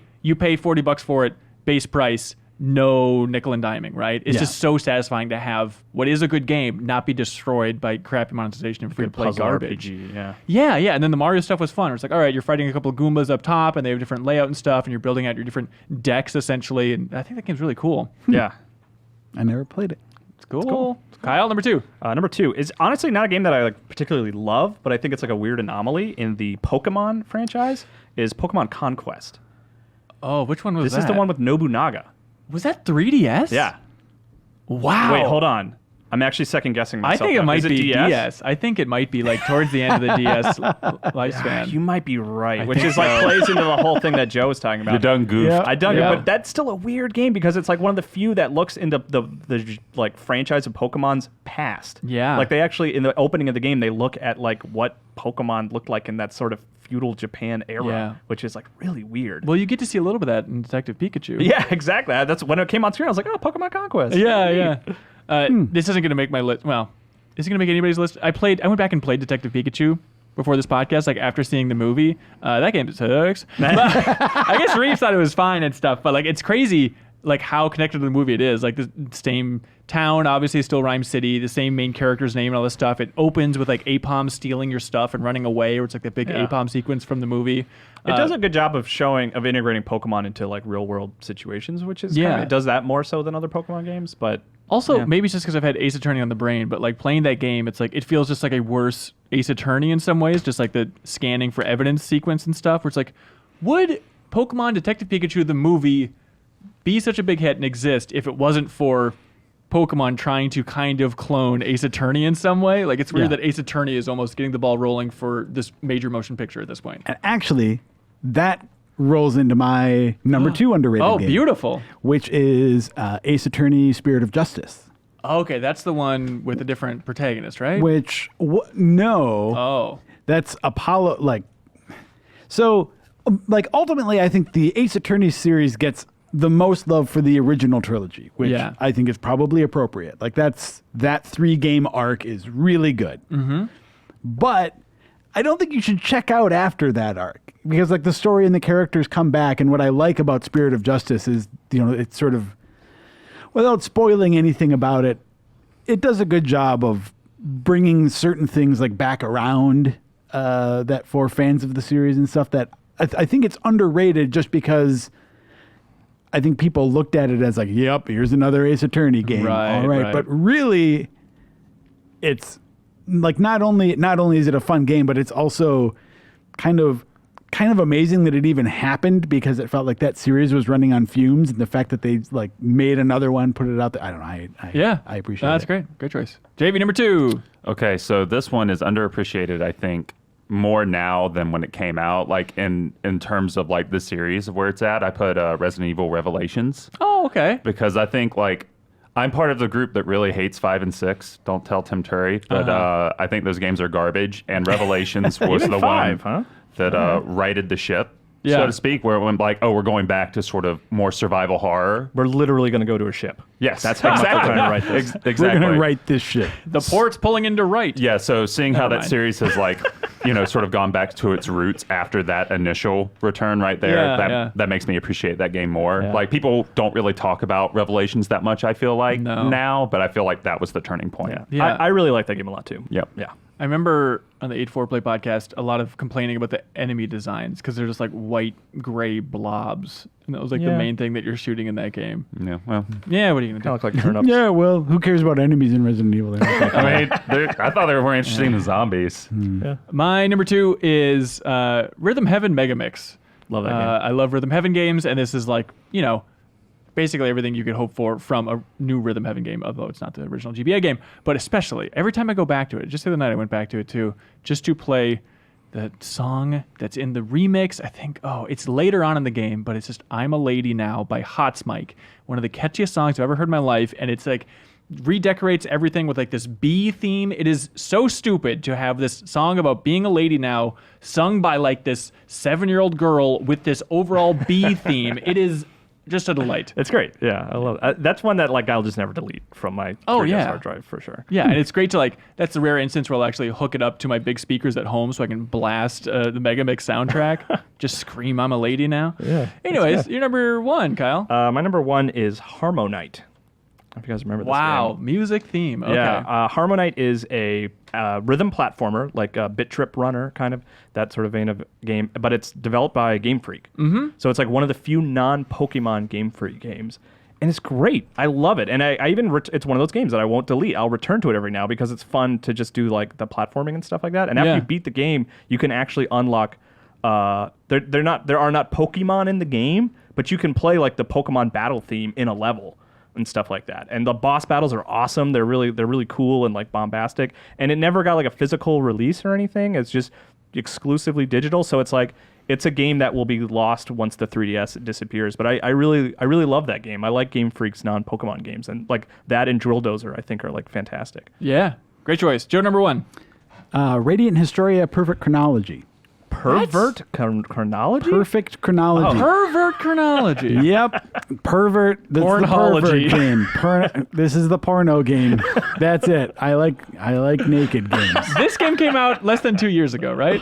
I think it was about 2 years ago. Okay. Yeah. But it's I think the original Radiant Historia is a DS game that I loved. Yeah.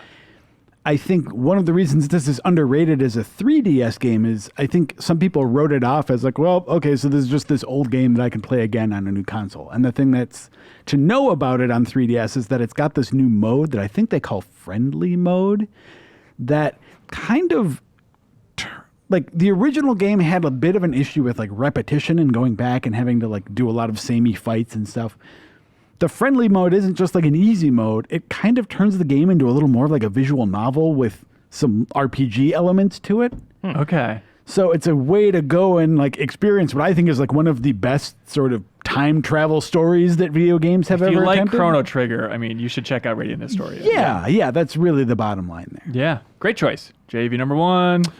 For me, well, it might be cheating a little bit because it's Fire Emblem Fates, which it's technically 3 games, but they've always acted like it was one, and you have to play all that's 3. not cheating. That's one Fine. game. That's Yeah. fine. Well, I think, but also like Awakening was like the big. Awakening. Yes, I mean honestly, for Fire Emblem, that was the one that got kind of confusing. So I don't think it was as big a hit. You know, I think it's one of those things where like its strength is also kind of its weakness too, where it's like there's so much there. There's a lot of bloat there, but like the complexity of that game and like just getting to know those characters, then different variations of those characters across like 3 titles and seeing both sides of a huge war. You know, it's a thing that I don't think you get a lot of in games in terms of like the depth that you get, even though there is a little bit of bloat. Yeah. So I really appreciated that aspect of it. Yeah, that's a great choice. For me, it's very similar to the last game. You'll never guess, but WarioWare Gold. Also, just remixing, giving you highlights, basically remakes of a lot of old WarioWare micro games. But it's like the one-stop shop. It's so nice to have that on my 3DS. Like, here's the WarioWare game to play. Here's the Rhythm Heaven game to play, and just to always have that ready Is to it go. underappreciated though? I feel I like think so. WarioWare games are always appropriately appreciated. I've never heard anybody else talk about that game a week after it was released, and I think it's such a great addition just to have on your 3DS at all like times. both Rhythm Heaven and WarioWare, they function as greatest hits versions of those series. So it's one that I will never delete from my 3DS. You know? Yeah. Okay, now we're getting to the juicy stuff. Our 3 favorite games. None of this chaff. All right, number 3, Kyle. My number 3. I imagine there might be some overlap among these. So mine is Super Mario 3D Land. Okay. I love 3D Land. I actually didn't like it like the first couple levels. It just felt like too simple and like shallow. But then once you like got to those levels where you're doing these like big like long jumps down, like you start at the top and move your way down. 1-3 I think is the first Is that time you probably do that. yeah? Like once you hit that level, I really fell in love with it. It's just like a really good. It straddles a line between 2D and 3D Mario pretty well. I feel like leaning more towards 3D certainly, which I love. I'm a big 3D Mario guy. And it just felt great on the 3DS. And like it's one of the few, like you said, that like actually benefits from stereoscopic 3D. Yeah, I think that's huge. And it's crazy too, listening to the podcast, how skeptical. I don't remember this at all, but apparently we, and I assume other people, were really skeptical about that game before it released, even like after E3 demos and stuff. Like I heard myself saying like, oh, it runs kind of slow. I'm like, what am I talking about? It's like one of my favorite Mario games ever. And I'm so mad that there was skepticism out there about it. Because I agree. I think it does so many smart little things to cement 3D. And like I played this game, I looked at my phone back in 2013. I played this entire game again and took notes on, this is why I think this game is so brilliant. There's just so many little details here and there. Like level 1-3, jumping down in there. At some point you see like two 2D mushrooms and there's like a 3D one in the middle just to show off that depth. It did a lot of that weird thing where it's like, hey, here's Princess Peach at the end. Oh no, she was actually just a 2D image. And if you turn on your 3D, you could tell that first. Or like there's a Goomba cut out in 2-1 and there's 3 in a row and then a real one. There's just like you go down in 2-2, level 2-2, you go down into this basement and then like the coins just spell out 3D in 3D. And like you can only really explore those rooms perfectly by having the 3D on. That's like the closest it gets, where it's kind of like a flat image until you turn the 3D on and see like, oh, I can go behind that to find the secret coin, stuff like that. Or just making you jump really far into the air. They do like the Crash Bandicoot thing where you have to like run towards the camera. Yeah. Again, just like playing with the 3D that way. It has probably my favorite like Mario theme at the start menu music. Yeah. I really love that theme. Like it's my favorite when you think the Mario theme, you obviously think of like the NES original, but that's like second place for me, the 3D Land theme specifically. Yeah. Okay, other things I love about this game, I love that there's that Zelda stage. Remember that? Where you're like, it looks like the Zelda level, and then you can light all the things, it plays the Zelda chime and stuff. So good. There's that one stage where all the platforms are just flat horizontal versions of like the 8-bit versions of these characters. So like the level itself is just like jumping on old Princess Peach and Mario and stuff. It's so strange. The boss fights suck. That is something. Oh, I don't remember really having. They were all repeated, right? Yeah, I mean, it's just that boring things. classic, Mario nonsense. Yeah. Also, what do you think of like the special stages later on? They were. I remember them being not super hard. They're not very memorable to me. I definitely got everything in that game. I like 100%ed it, but I don't remember being particularly challenged by some of the later stuff. I think it got pretty hard for me towards the end, but I'm terrible at platforming in Yeah, general. yeah. But even those, like with some of the more challenging platforming segments, I think it really paid off to have the 3D on just to see this precise thing and precise spot where you have to land, or like the ropes, like trying to get a sense of where those were when you have to land on them. I think the 3D really helps with that. I want to go back and play it again now for sure. Yeah, it is. It's the Astrobot of its time. Yeah. Great choice, Kyle. Thank you. Number 3, Joe. My number 3 is SteamWorld Dig 2, but it's a bit of a cheat because it's a game on 3DS. Oh, Joe, what are you doing, dude? But I actually played it on Switch. But for when it was re-released or whatever, or it came out on both. It came out on both. Oh, Yeah. okay. But that game, I wanted to bring it up specifically because of the Metroid contrast there, because that's a game that gets the pacing that I like out of a Metroid-style game, right? Interesting. The like between new weapons, new mobility options, that sense of like growth and progression. SteamWorld Dig 2 is what I want out of that. Yeah. So, It's crazy. We have 2 SteamWorld games. On I this know. list, Way to so- go, Yeah. SteamWorld. Yeah. And I think I'm sort of an anomaly in the office and maybe in general in that, like, I'm not really a big, like, Nintendo first party player. Freak.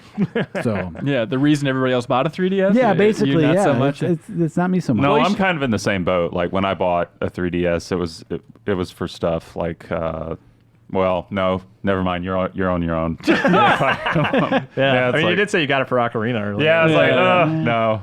It doesn't even count. Number 2, JB, what do you got? Number 2. Number 3. I'm sorry, number 3. Shovel Knight. Oh, there Yeah, we that's go. a good one. Yeah. Because I'm not a big action platformer guy. I've never had like nostalgia for those. Like I played Mega Man X recently and really dug that, but I didn't play those in my childhood. I just didn't like them. Yeah. So when Shovel Knight came out, like it just had like the pacing of it, the difficulty of it, the look of it. It was just beautiful and fun to play on my 3DS.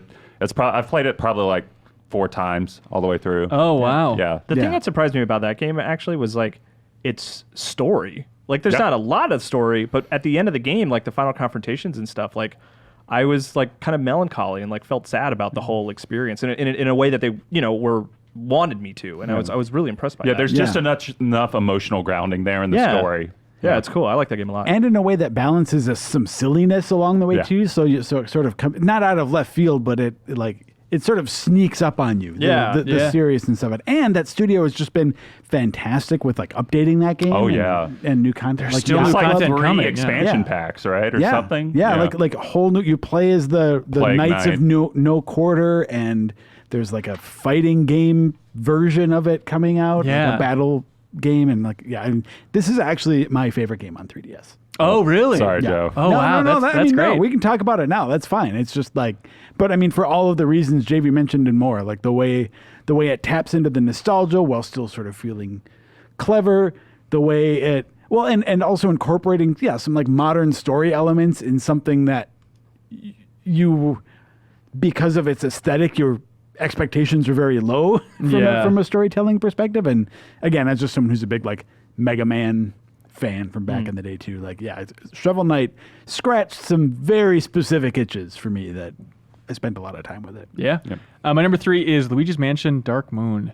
I never played much of the first Luigi's Mansion on GameCube, but I had such a good time with this game. It's basically, it's Resident Evil. Yeah. Except you're going to like multiple different locations this time around. I think it looked really great.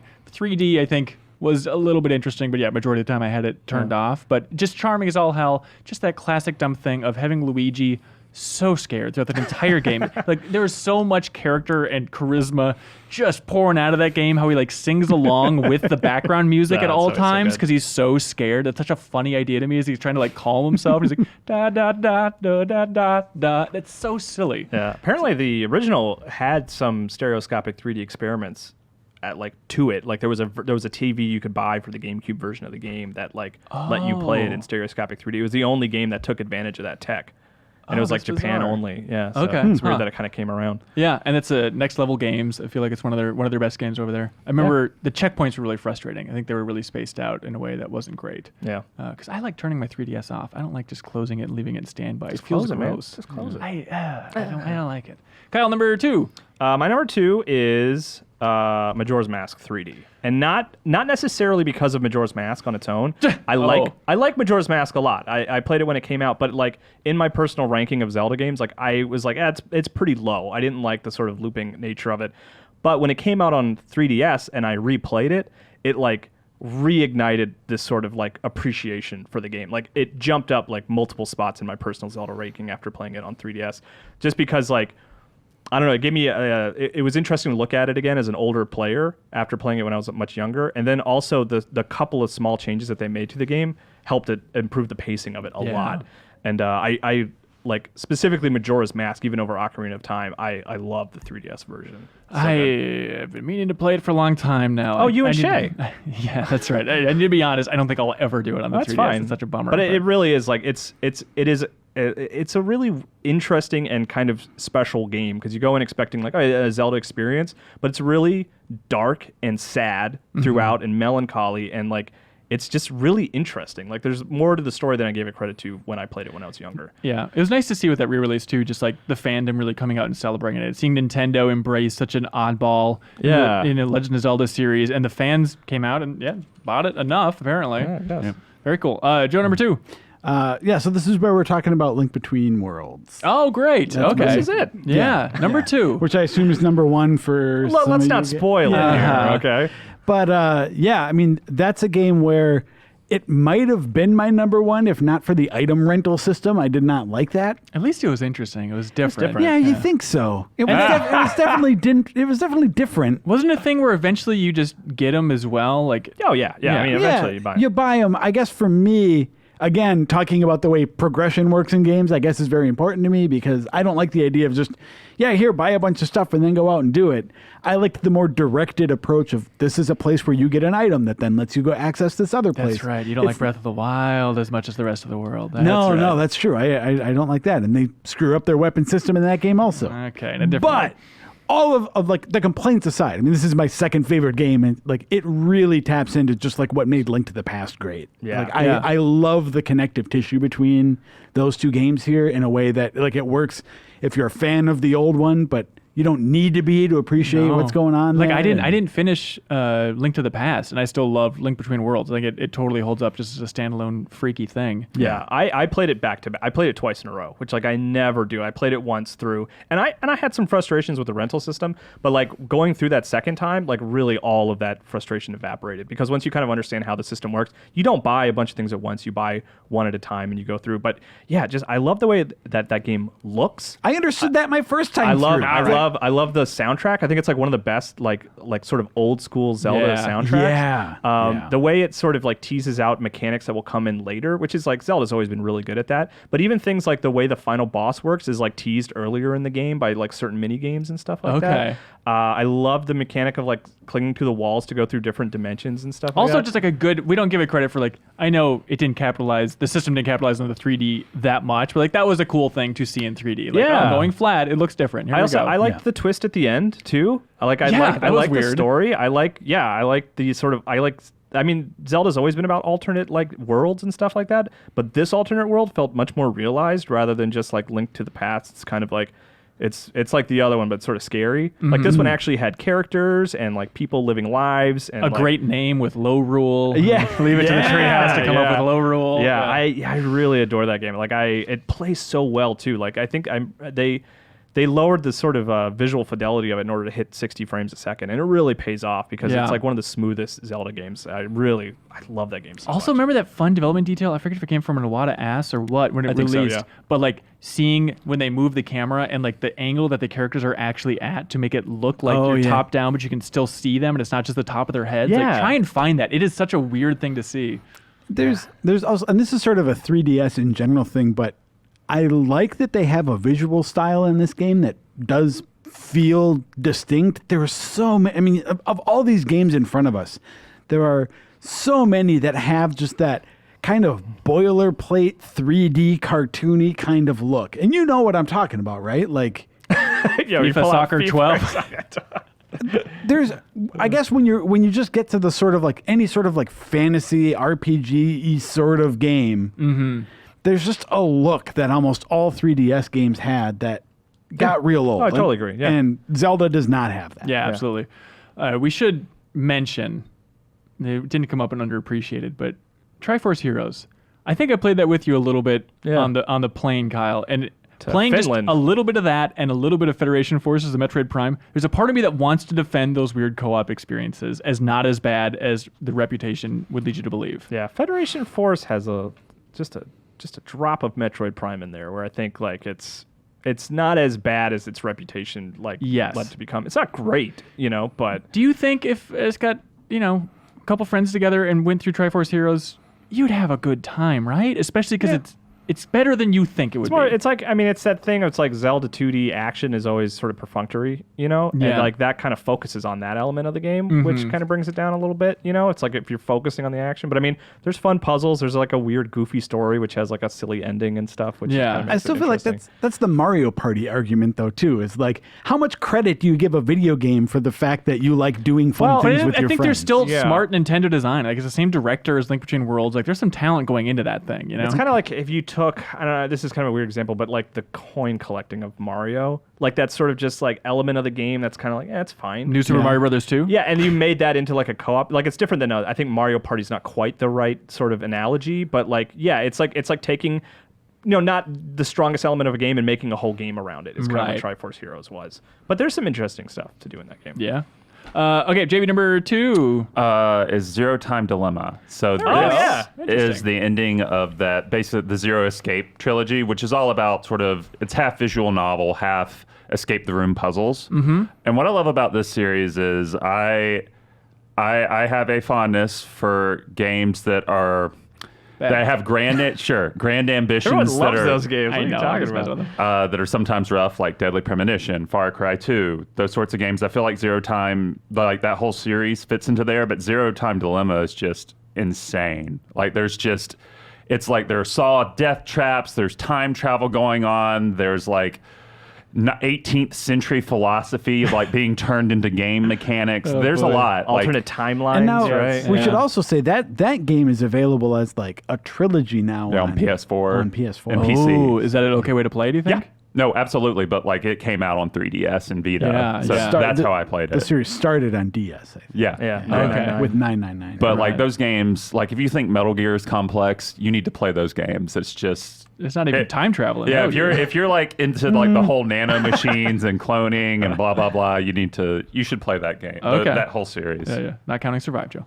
Even though that's also nebulous. Yeah. Okay, my number 2. Dimensional travel counts as time travel. I don't know. Number 2 for me, Animal Crossing New Leaf. Oh. That was just such a fun time in the office when that game came out and having a sense of community. We kept coming on the podcast again and again to talk about it, but there's a reason that game has sold so many copies. It is just a joy to experience on a simple daily progress. Joe, are you an Animal Crossing guy? See, I'm not. And we talked about the life simulation stuff before. Yeah. To be fair, like I've never really given Animal Crossing an honest shot. Yeah. Because I like Harvest Moon and Stardew Valley because I like the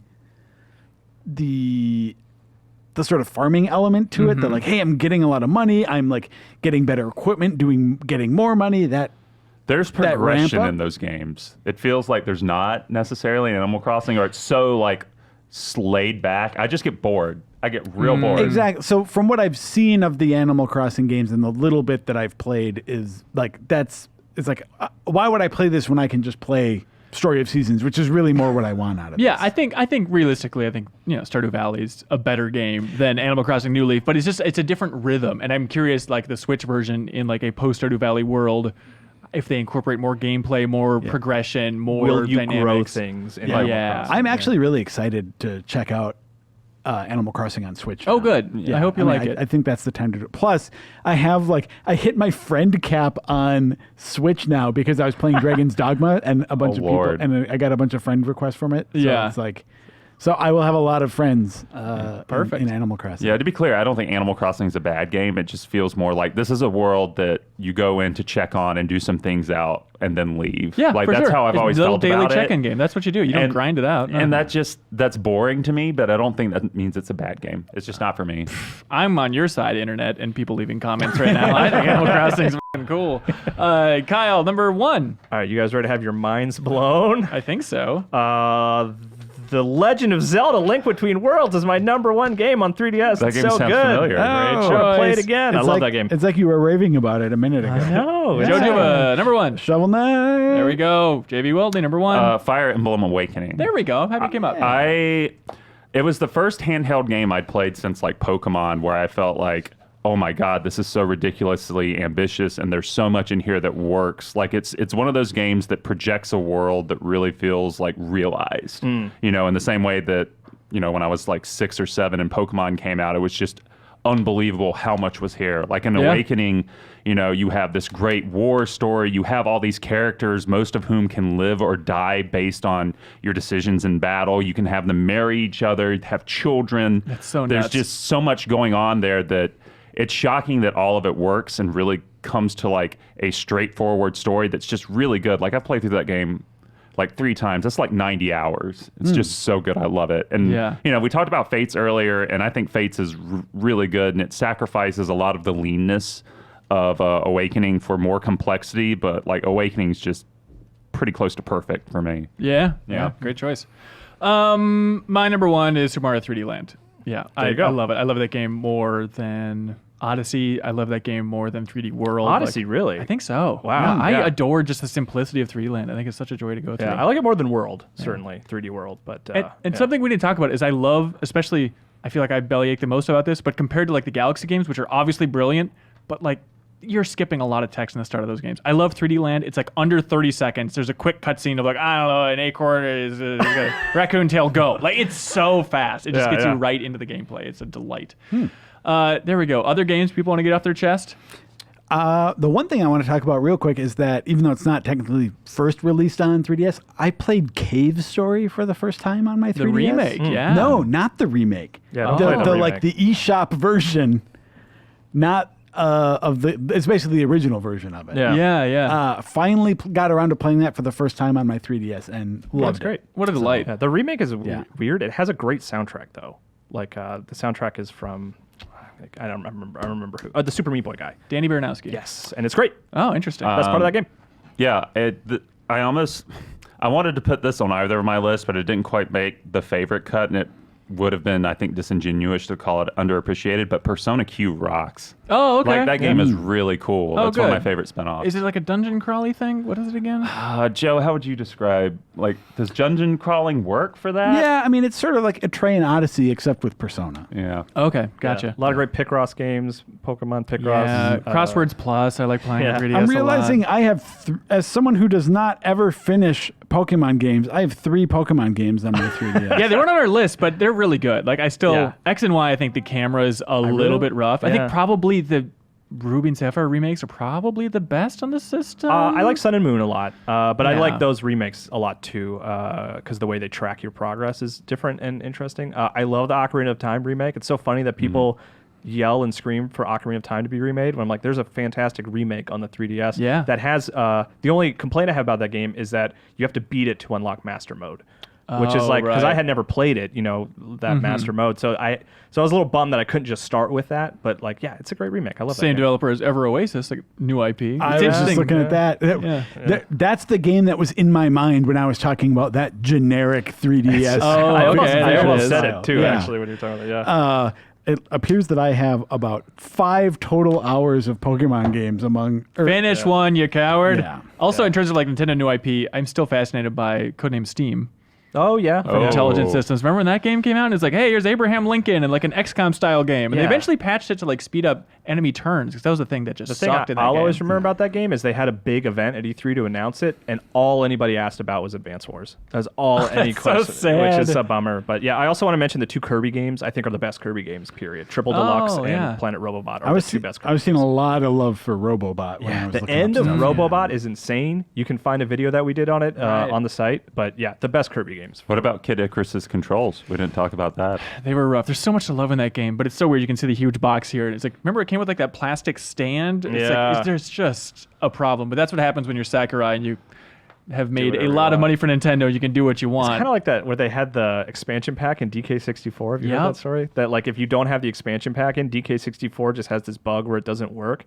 But Rare couldn't figure out what it was, so they just were like, well, just give everyone the expansion pack. Oh, really? Yeah. Like it didn't need the expansion pack. That was the only way that they could get over this bug, apparently. Very weird. Who knows if that's actually true. But also shout out to Mario and Luigi games. on the 3DS. Yep. Yeah, Dream those are great. Team I played through, and I'm not the biggest fan of those. I hate how it just feels like a constant tutorial. It's like, oh, it's got variety in the mechanics, but it's like, I don't want to be 35 hours into an RPG and it's like, all right, here's this new kind of mini game system you're going to be using over and over I like again. Paper Jam a lot. Paper Jam is a lot of fun. That was a good premise, but it still had that same problem. But I hear you. I remember when everyone lost their mind when Earthbound became playable on the 3DS. Yep. That is an unsung new moment. 3DS exclusive. Yeah.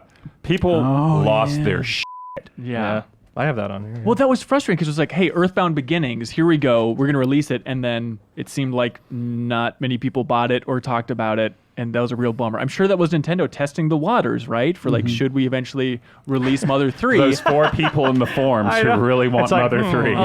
Let's see if people want to buy the game they want by giving them a game they don't want first. But they probably had that sales data and then crunched the numbers and said, no go. It's such Reggie's a bummer. out of there. Maybe he's the one that was holding back, I think. Yeah, that jerk. I'm glad Bowser burned his face off in that video or whatever.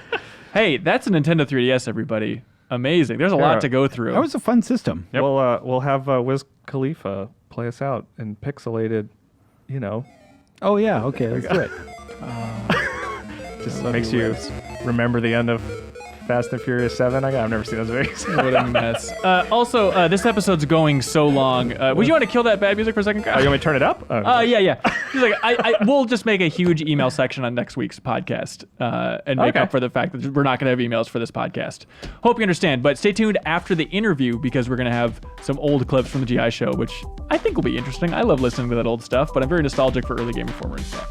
Early from my perspective. Yeah. Anyways, without further ado, here's Bill Rosemann from Marvel talking about Marvel Ultimate Alliance 3 and the possible Marvel Games verse. Here we go.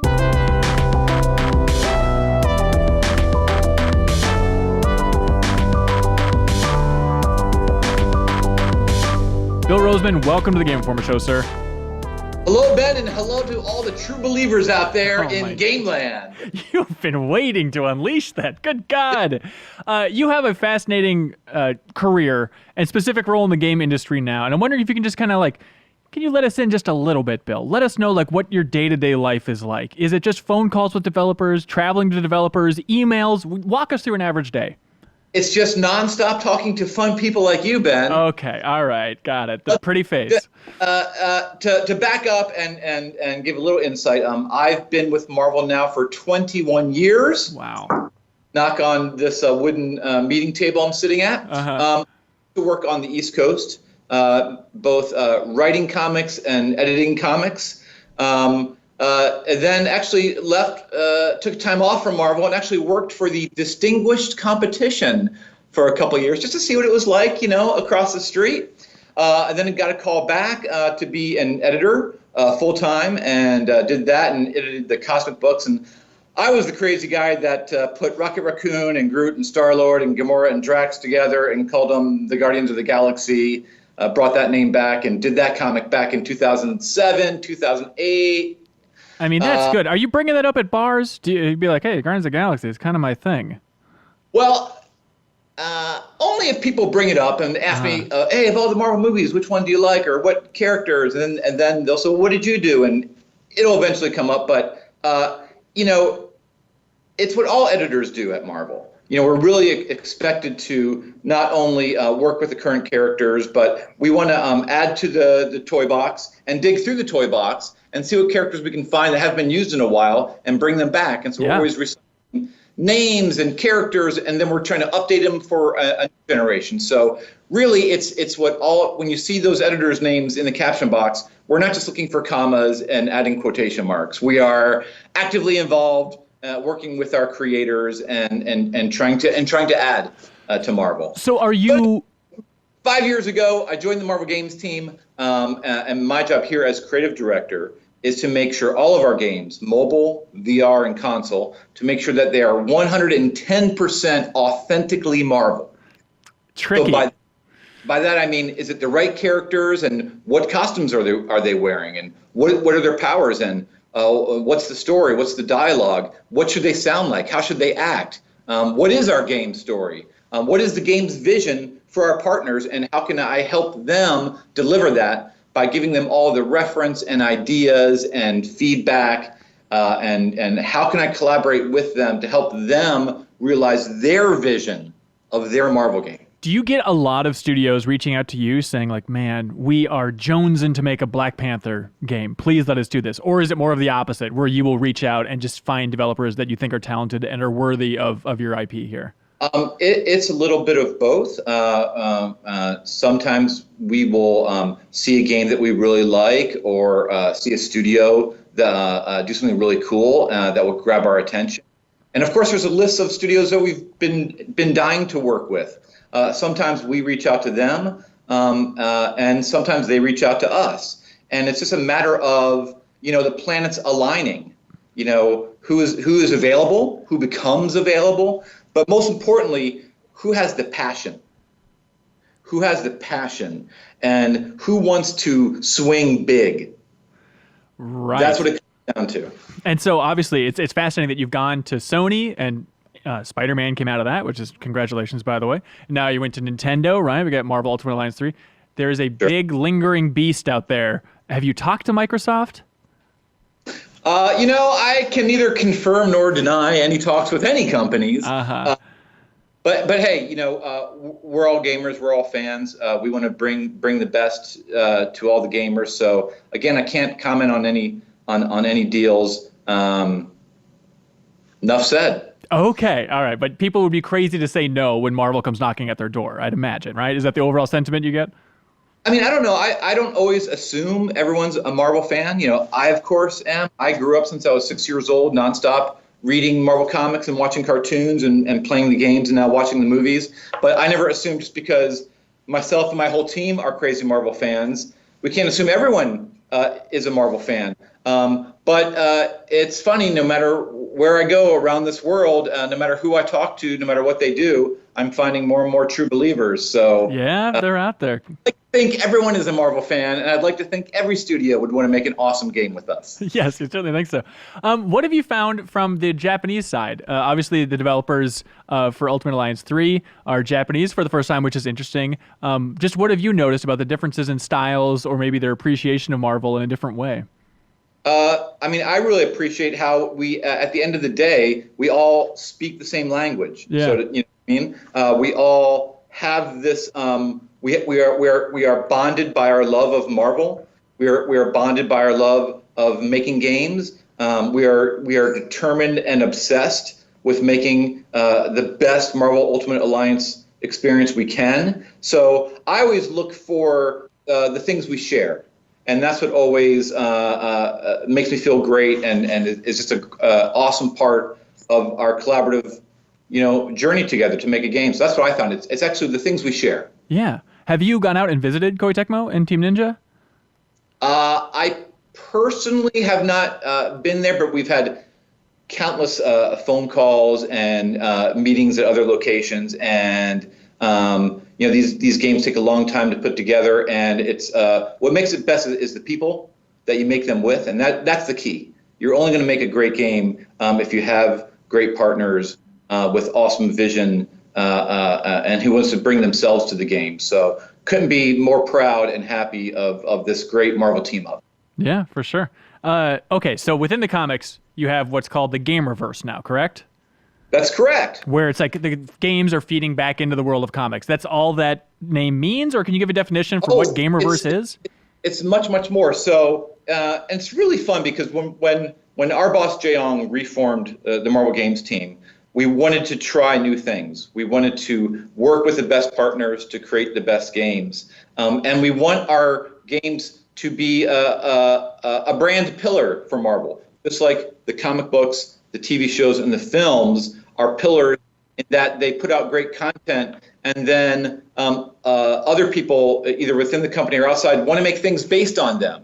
So, for example, right now I'm wearing a cool Venom T-shirt, and but now there's cool T-shirts that feature art from the Marvel Spider-Man game. So, over the past 3 years, we've actually created a new category for Marvel.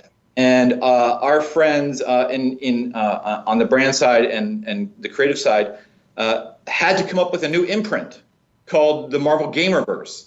And that's sort of a blanket brand name for all of the products, whether it's Funko Pops or T-shirts or hats or action figures anything or publishing. For instance, Titan did a great Art of Marvel Spider-Man book. So all of that falls under the Marvel Gamerverse. Anything that's inspired by the games, you would have with that logo. And in publishing in particular, what was really fun is in making not only Marvel Spider-Man, but all of our games, mobile and console, we're constantly pouring through the comics. We're actively reading the new comics. We're going back. We're doing a bunch of research. We always want to go back to the core of the character and sort of offer up a best of. We want to look at all the characters in all their iterations, all the different costumes, and offer them up to our partners and say, hey, have you thought about this costume? Oh, look at this story. Oh, look at this panel. This would be an awesome moment. Yeah. So it was really cool to see all the love that was poured from the comics into a game like Marvel Spider-Man, and now it's coming back. So by that I mean there is now a Marvel Spider-Man limited series called City at War. It's 6 issues, and it's now telling a comic book version of the story that was in the game. And what's so great about it is the writer, Dennis Hopeless, a friend of mine I've worked with for years on books like Avengers Arena, he said, what if with each issue we focus on a different member of the Spider-Man cast? So issue 1 focuses on Peter Parker, issue 2 focuses on Miles, issue 3 focuses on Mary Jane, and so on. So, and then we just announced another Spider-Man miniseries under the Gamerverse logo, and that's going to be called Spider-Man Velocity. And that's going to tell the never-before-revealed story of how and why did Peter Parker build the Velocity suit that was introduced in the game that was designed by artist Adi Granov. Right. That's fun. So the Gamerverse thing, I think a lot of people see that and they say like, oh, this is the shared gaming universe that we've been dreaming of that it seems like you guys are working on. But that's not an exact definition. Yeah, we don't want to put we don't want to put a cart before the horse. We really want to focus on, hey, let's make the best Spider-Man game first. Let's make the best Ultimate Alliance game. Let's make the best Avengers game. Let's focus on that first. There are always, they're all Marvel games. So there are shared what I call building blocks. S.H.I.E.L.D., the Daily Bugle, Roxxon, Hydra. There are existing institution and locations that you'd want to have in any Marvel game. Yeah. So you can look for things like that. Okay, but like voice talent, it seems like, are you guys carrying over where it's like, okay, the person that plays Miles in the Insomniac Spider-Man, is he going to be voicing Miles in Ultimate Alliance 3? Well, it all depends on the game and who's available. It really comes down to that. We love to work together. We love to work with our friends in television. And so if there are actors who have experienced playing certain characters, and we were like, oh, well, they get the character. So, hey, let's reach out to them to see if they're available. Sometimes they are, sometimes they're not. But we always look, with all of our studios and with all of our creators, we're always looking to people who have the love for the character and the experience with the character. So, yeah, when the stars align, you may hear certain voice actors voicing certain characters across multiple games. But again, it just depends on, are they available and what's happening. Okay. Is it the same voice actor for Marvel Spider-Man and PS4 as Ultimate Alliance 3? Gosh, you got me on that. I honestly don't know. It would be awesome if it was. Yeah. But I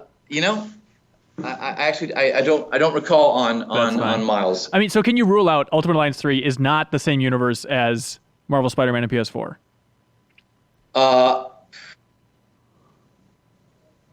I will say it is not set in that game. They're not connected in that way. They're not connected. Because we want to give all of our partners their own room to tell their story. And we never want to say, well, you can't do that because in this game, they already did this. Or, obviously when you look at Spider-Man or Miles in the game, their costume is not the same. The Spider-Man costume, for example, it's not the Spider in Ultimate Alliance. Because again, we want to allow our partners to have their version of the character. In fact, if you look at all of our games, if you look at mobile games like Contest of Champions or Marvel Future Fight, or if you look at Marvel Spider-Man or Marvel's Ultimate Alliance, all of the characters look slightly different. because we allow them to do their version of, say, Captain America, their version of Black Widow or Spider-Man. So you'll look at the characters and you'll be like, oh, that's Spider-Man. Oh, but that white spider, oh, that's from Marvel's Spider-Man. Okay. Oh, this Spider-Man. Oh, that's from Marvel's Ultimate Alliance. And they're all a bit different with detailing to fit the different art styles. We want all of our games to have their own feel, to have their own style and their own look. Yeah. So you don't want developers to step on each other's toes, but there's probably going to be situations where it's like, oh, this game, it wouldn't be too much of a hassle to make it this shared universe. So that's still an option for the future, if it makes sense. Hey, you never know. You never know. You know. You do know. Maybe. All right. Fun stuff. So let's talk about Marvel Ultimate Alliance 3. I have a very specific question for you. Number one question, why is it Marvel Ultimate Alliance 3, but it's Marvel's Iron Man and Marvel's Spider-Man? Why the different naming convention? I just think in that case, Marvel Ultimate Alliance, just looking at the history of the game and looking at what the name was, we want to be true to that. We want to carry that forward. So we didn't want to change the name. It was Marvel Ultimate Alliance, so we stayed with that. Yeah. Because we're big fans of the first two games, and again we want to continue that. So it just came down to, well, that's what that game was called before, so let's not change that. Let's just continue that. How much did you guys look back on the story for Ultimate Alliance 1 and 2 and debate making things canonical with 3? Because it seems like it's not canonical. At least Nick Fury is a different race now, so I'd imagine it's not canonical. But do you have any insight on that? We wanted to, again, we wanted to give this game, even though it has the 3 on it, we didn't want people to feel like, oh, well, I didn't play those first 2, so I can't play this one, or I have to go play those 2 to play this one. Yeah. And we wanted to give our storytellers the freedom to tell their story. We didn't want to, again, limit them. Well, you can't do this because this game from 10 years ago, did this, and you don't want to conflict with that. So, again, you will see, most importantly, it's about this idea of forming this Ultimate Alliance to face a great threat, going across the Marvel Universe. So you will see shared themes and even a shared sort of experience. But in between the past games and now, 10 years has passed just since the last one. New characters have come up, new locations, new enemies, and so we wanted to really take advantage of all the new stuff in addition to the classic Marvel characters and settings. Really give this game a new feel. Do you know if there are nods in the third game to the previous games, outside of obviously the gameplay, but like story-wise or just Easter eggs, anything like that? I will say this: all of us here, and everyone at Koei Tecmo, and our writer Mark Sumerak, we can talk about him as well. Yeah. We're all fans of the previous games, so there may be things tucked in here or there that are a nod. Maybe not even to past games, but to nods to past comic books or even current comic books. We want to put in. We don't even feel like they're Easter eggs. We just feel like they're building blocks. You want to have these things in a Marvel experience. But we do have a little wink and a nod to experienced gamers and Marvel fans. Okay, it's all pulling from the same place. Fans are going to read a lot into which characters you guys are putting into this game. Is that fair? Do you want to just walk through the process? How much are you trying to seed for the future with the roster of Ultimate Alliance 3 here? Well, it all comes down to gameplay and story. And we want to look to the past and be true to the experience, but also look ahead to what's happening now in Marvel and looking ahead of what's coming from Marvel. So it was really balancing all of that of what characters were in the game in the past that people really liked. What characters are rising stars now at Marvel? What are some new characters that have never been in the game that are going to be really fun to play? And what opportunity do we have to introduce gamers to some new characters they may not know about? And also gameplay, how the characters work by themselves, how they work when they combine together in 2s and 3s and 4s, and then overall for the story, what's really cool story additions. And at the end of the day, it's, man, what can we smash together that you won't expect to see? X-Men with Guardians of the Galaxy, what? Yeah, that's so fun. Can you talk about how big of a role the X-Men play in this game? Is it a big chunk of the storyline?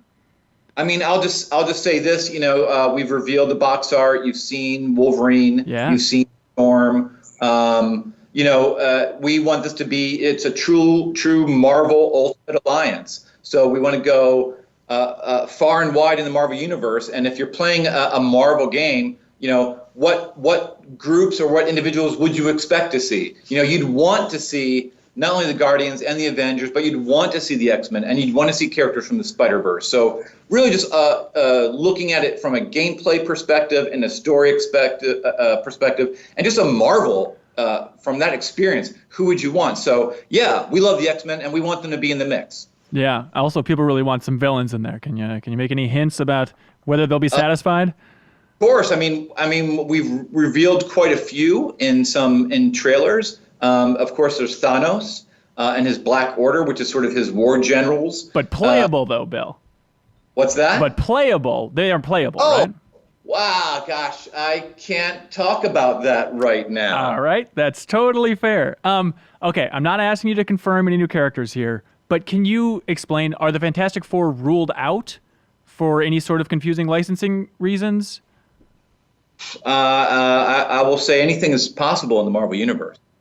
Okay, as long as lawyers can make it happen or creative decisions are made. Well, we may have to get Matt Murdock and Jennifer Walters on the phone, but, hey, luckily they're on our... That's perfect. What about Nintendo Easter eggs?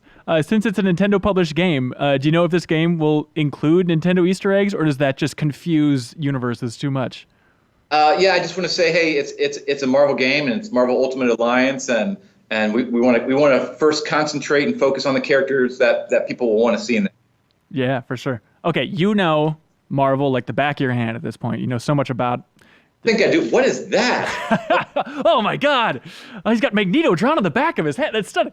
No, so what? So you know Marvel so well, and imagine you've learned so much about Nintendo from this process as well. Is there any universe where you could imagine a Marvel character making it into Smash Brothers? Well, I mean, I could imagine anything, but Hawkeye standing next to Link and both shooting some arrows. I mean, anything could happen, but I'm not the person that makes decisions such as that. Yeah. What would you want to see? Oh, out of any Marvel character in Smash? MODOK, I guess, probably. Just have to love the MODOK. I can see him in his death chair just shooting rays, and he's designed only for smashing, so he'd be great in there. What have you learned about Nintendo after working with them on this project? I mean, there's such an ancient company with so much wisdom packed in there. What have you learned from the experience that maybe you didn't appreciate before about just them as a company? It was really more of an affirmation of just how much they want to delight the player, and it's the focus on the player, and I think it's the absolutely right choice to be on the Switch. It's Marvel Ultimate Alliance. It's all about teaming up with your friends. It's all about that that 4-player co-op experience. So I think the Switch is just the perfect platform for this. They've been just spectacular collaborators. We're so happy to work with them. We're big fans. And it was really just hey, they were exactly as awesome as I hoped they would be. Oh, that's great. Have you had any meetings with, I know he's maybe not as involved as he used to be, but with Miyamoto? Have you ever met Miyamoto himself? I have not, except seeing him in interviews, seeing him on stage, and again, it's just kind of a dream come true for Marvel and Nintendo to team up like this. Yeah, that's amazing. Anything else you want to say about the project? What you're most excited about for it? Yeah, man. I mean, I think gameplay is always first, of course. It's a game. As someone though who came within the Marvel ranks, we care so much about story. So I really think this is a really strong story. I was so happy to work with my friend Mark Sumerak again. We actually used to work together back in the late 90s. Mark was on staff. He was an assistant editor. He worked with Tom Brevoort in the Avengers office. So Mark got to work on a bunch of great comic books and really has an amazing knowledge base of the wide Marvel universe. And that was the reason we reached out to Mark, is because we knew we needed someone who, if you're going to do an Ultimate Alliance story, you have to know everyone. You have to go wide and deep. Your nerd kung fu has to be strong. So that's what is really great. I think in addition to this awesome gameplay experience, people are going to have a great story. But it's really about, I love games that bring people together, that bring friends together, that bring families together. And I think this game is designed exactly for that. So anything that we at Marvel can create that bring people together, that create new memories, that's why we're here. So we're really excited for everyone to get their hands on it. Yeah, it's a perfect partnership with Nintendo. It's very much their mission too. But hey, Bill Rosemann, thank you so much for your time, man. I really appreciate it. Ben, thanks for yours. I really appreciate it, and as well, and thank you for your insightful and I like that it wasn't all softball questions, man. Oh, you God. brought it. Thank you. Well, please. Because everyone out there listening deserves it. You know, they deserve it. That's very sweet of you. But hey, thanks again for your time, man. I appreciate it. All right, thank you. Cool. And thank you so much for watching or listening to this episode of the Game Informer Show podcast. Be sure to tune in next Thursday. We'll have a new episode waiting for you. Bye, everybody. Bye.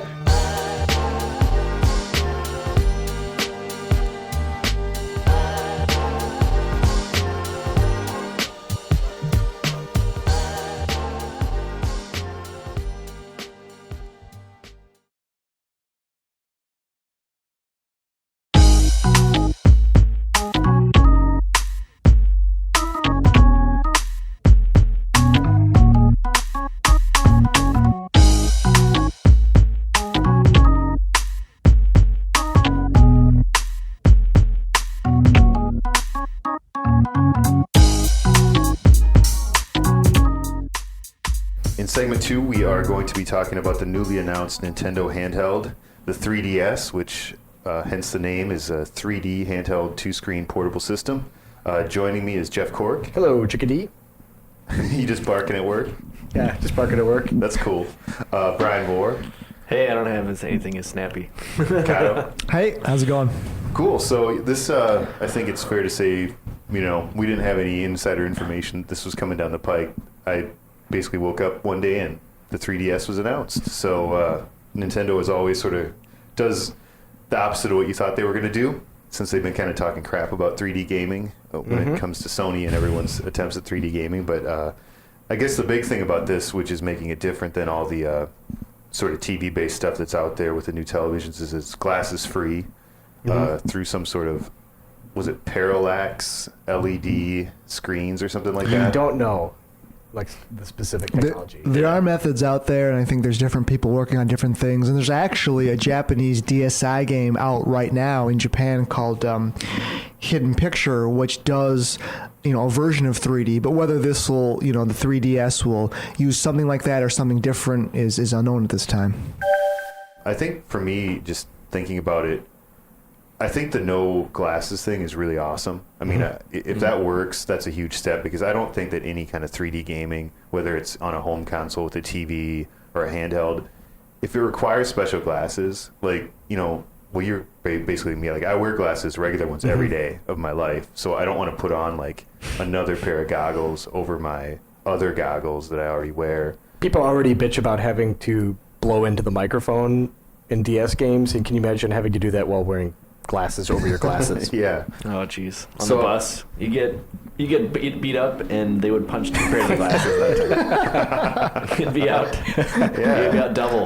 Yeah, nerds are just going to be even worse off with this. This is interesting because Nintendo always bundles when it brings something new, it always has like a really great game accompanying it. We're only seeing half of this picture, if even that. So we don't have a Wii Sports to kind of go, oh, okay, that's what motion control is, or that's true. Nintendogs to say, oh, I can pet the puppy with a touchscreen or anything like that. And here it's kind of like, I'm having a hard time wrapping my mind around what 3D can offer aside from a cute gimmick. Like I thought about it hard. I cannot think of a game that is not possible aside from like a WarioWare kind of like hit the mole that's head is sticking up a little farther. Yeah. And that's the only kind of gameplay that I can think of that is simply not possible. But you have to imagine they have it. Absolutely. They better have it. It always seems like Miyamoto's been sitting in his infamous garden and like dreaming of like a fish jumping out of the water or something, and like all of a sudden that becomes some game. Or will this 3DS actually, will those rumors sort of be true, and will it accommodate things like an accelerometer, and how could that possibly change the game? So we're not just talking about, a handheld that does 3D. It's actually more of a full-fledged sort of new DS. Yeah. You know, how's that going to play into our perception of the games and stuff? You just touched on it, but one thing that I had read as a rumor, I think this is all a fair amount of rumor at this point, but one of the things I read was that the possibility of the two screens at the hinge actually meeting flush without that break for the hinge. To me, that would be an amazing feature, because then it opens up the door to, like, when you turn it sideways and look at it from that book perspective, you could have a seamless, like, widescreen kind of display in some games where you're maybe turning it on its side and not having the hinge break there. I mean, that could be actually just as big of a thing for me as the 3D. Exactly, yeah. Not just having the bottom screen be a map that, developers don't know what to do with or something. Yeah. I think one thing, probably the only thing certain at this point is I'm going to be excited to check it out at E3, and I can imagine we're going to have Reggie strutting around the stage talking about a new paradigm has been set by Nintendo. Once again, after they changed gaming twice, they're going to change it one more time. So it should be a lot of good quotes, I would imagine, coming out of E3 on this. Which breast jacket pocket do you think it'll come out of when it strolls on the stage? It's going to be so good. Some people said, why do you need two screens? We said, we need it. A lot of people said, what's with motion control? We said, you're going to love it. And then people said, why do we need 3D? We said, you need it. We live in a he's going 3D to pull it out of the world. breast, the inside pocket of his jacket. And the people behind us are going to cry and whimper and Mario's going to be jumping right out at you. Oh, it's going to be so good. Oh, maybe it'll be like we'll even get like the avatar glasses for the press conference. Oh, that would be awesome. Well, you don't need the glasses. That's true. They'll tell you that they're there, and then they'll tell you, but throw them away. Crush them into dust. Yeah. All right. Mario's going to like kill a Navi on stage to demonstrate that old 3D is dead. What was your take? How much of a draw do you think that is? Like when you see it in action, I wasn't able to attend E3 this year, so I haven't seen what it really looks like, and I'm really curious. I mean, I'm very curious to get my hands on one and check it out. But yeah, people went nuts over it. Like it was the thing people talked about at E3 the most, and honestly, it was really really cool. And I think some people were saying, I know we did a story actually today that was about how the excitement at E3 is the reason that it's costing $300. Like they judged how excited people were, and like, well, obviously we can charge a lot of money for this.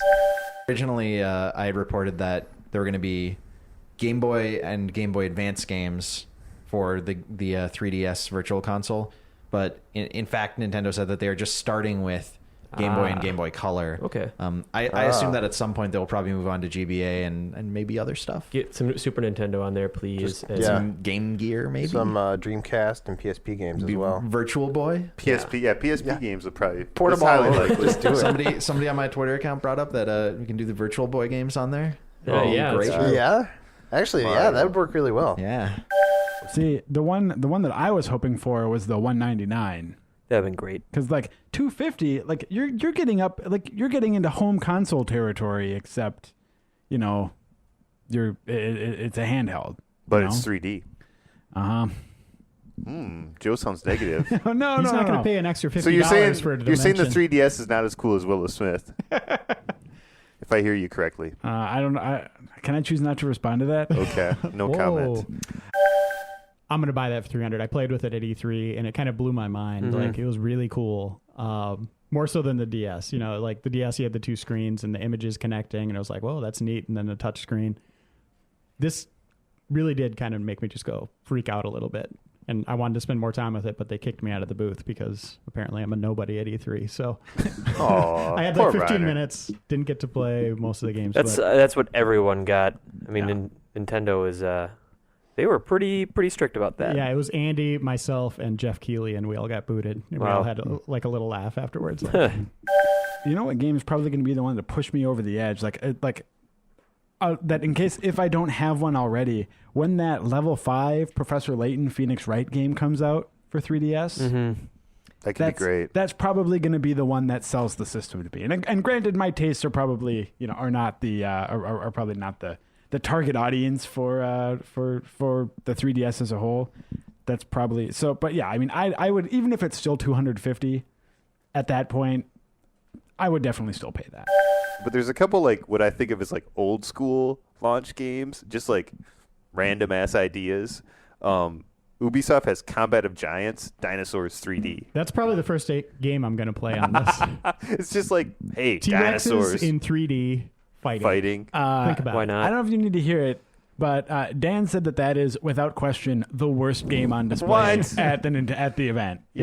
I don't believe Dan. Yeah. All right. He Dinosaurs probably doesn't in 3D. believe dinosaurs existed back then. It's all a myth. Yeah, he's from Kansas. Yeah. You know. Yeah. I just smacked it. Yeah. That's well made. Fell right apart there. immediately. Yeah, it's broken now. So I have to send this back to So we have Nintendo after the podcast. 2 3DSs in the office. It's pretty awesome. Yeah, I don't know. So, you guys have both played with it. What did you think about just the, the base controls, the buttons and everything?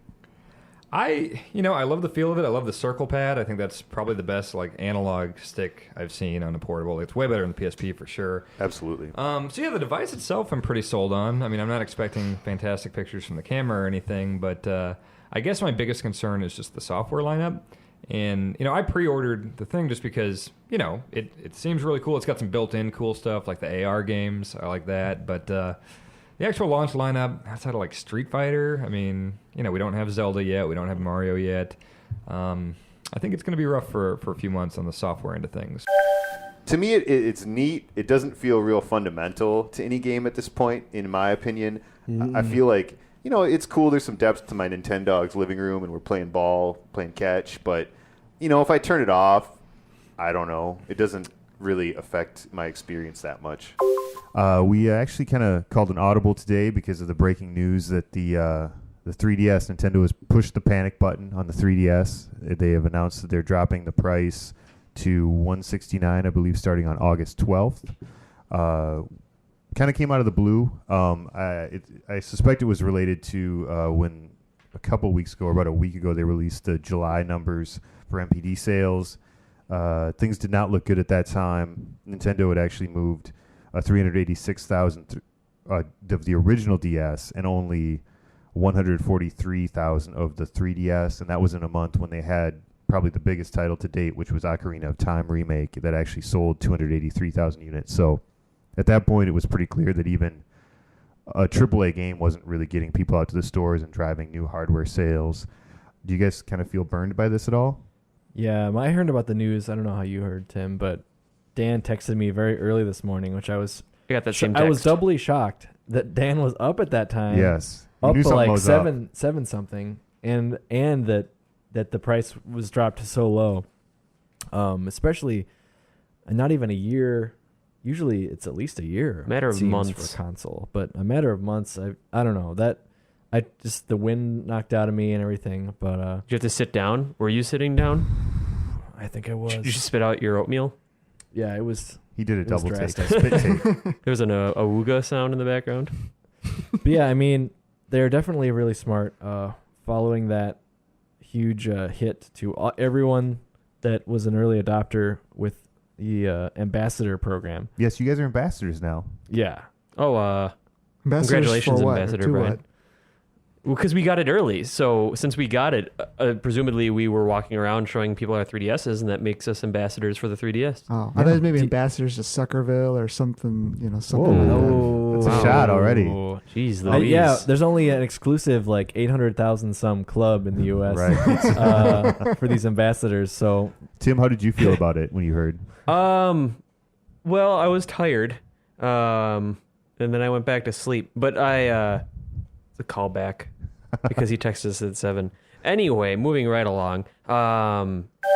It's 10 NES games and 10 GBA games, and the GBA games so far, Nintendo said they have no plans to release these to the rest of the 3DS public. So these are exclusive for who knows how long, but I can't imagine it's forever.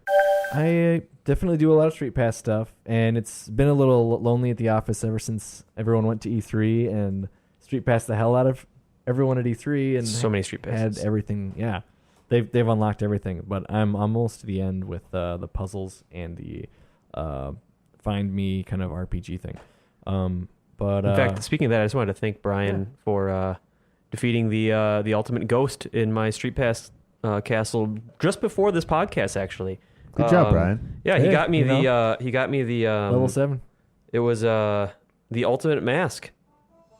Oh yeah. Thank you. Nice. I even Thank hear you. that. It's sound effects. That's good. Wow, this is It's like we're at an E3 press conference or Yeah. something, you know? This is like NPR quality.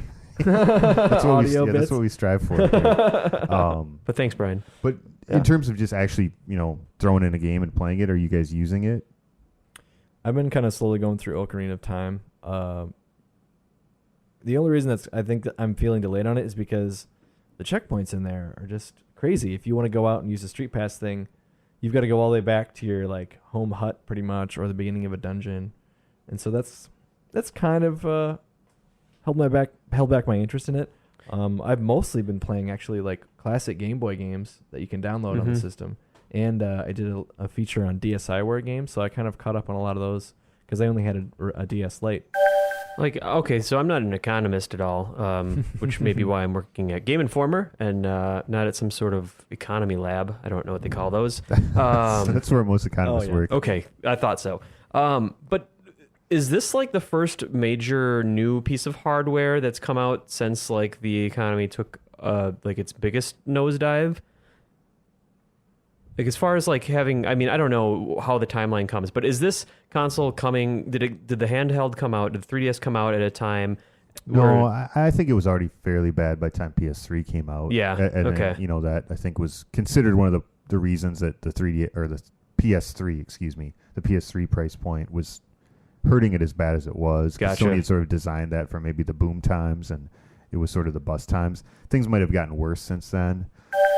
From now to the end of the year, there are some big titles coming. There's the Mario game, the brand new Mario game. Which was just named for the first time, I think, in that press release. Yes. Was it Super Mario 3D Land? 3D Land, Yeah. yes. Yeah, that's the first. Yeah, I guess they've just been sort of calling it Mario 3DS or something. But there's that. There's Kid Icarus. There is Mario Kart. They're calling it Mario Kart 7, which is weird. Now that's in the press release now. And then what else is coming out by the end of the year? I can't remember. Oh, Kid Icarus?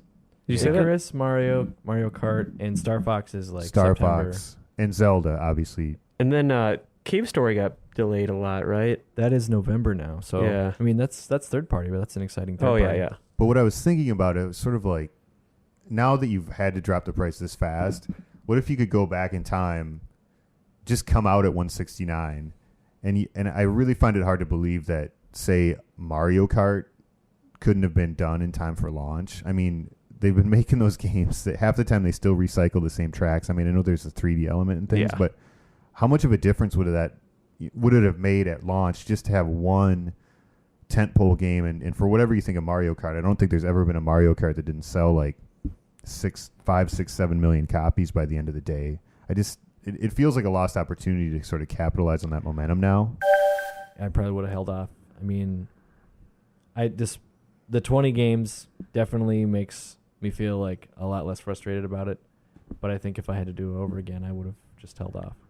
I had a blast like going to Japan and having my 3DS and having it on me at E3 and, like street passing like Miyamoto and stuff during my interview and, coming like just seeing other journalists in the industry like, oh, I passed them. And then, we'd go on Twitter and be like, oh, yeah, I saw I passed you. Like, that's really cool. You killed this, armored ghost in the, level 3 of the dungeon tower or whatever. And that was fun for me.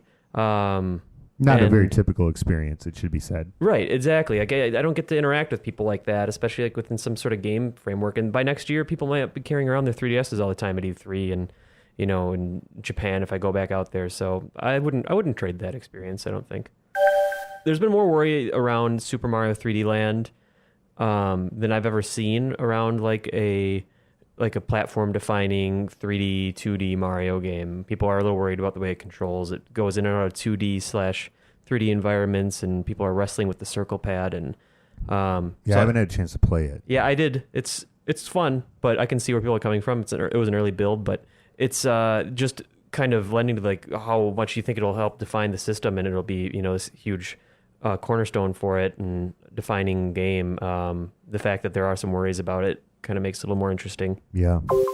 Welcome back to the Game Informer Show. In this segment, I'm pleased to be joined by Ben Hanson. Hey, thanks for having me. Yeah, Ben's not often on the show, so it's a pleasure to have him here. Brian Vore is here as well. Howdy. The other Ben. The other Reeves. Ben. The stylish Ben. The stylish Ben. That's a nice hoodie. Thanks. Is that a Gucci? I got it at Nordstrom's. Oh, nice. That's Rack. You save a lot of money. That's a good value. Came off a rack. Yeah. At Nordstrom's. Andy Reiner's also very Oh stylish with boy, his T-shirt. how's it going, guys? Reiner's just waiting for Ben to say something. He's already saying stuff. It's a ticking time bomb. Just shaking my head the whole time. It's a 60 minutes clock. It is. Devastation at the end. We Instead are of Andy Rooney. We're all playing it right now. Yeah. We're not paying attention. Actually, Hanson, have you played yours for more than 10 minutes? I have turned mine on, and I kind of treated the ambassador program, like all those Nintendo games, just as like an MP3 player. Like I'll just start it and listen to Zelda music for 3 minutes and then turn it off.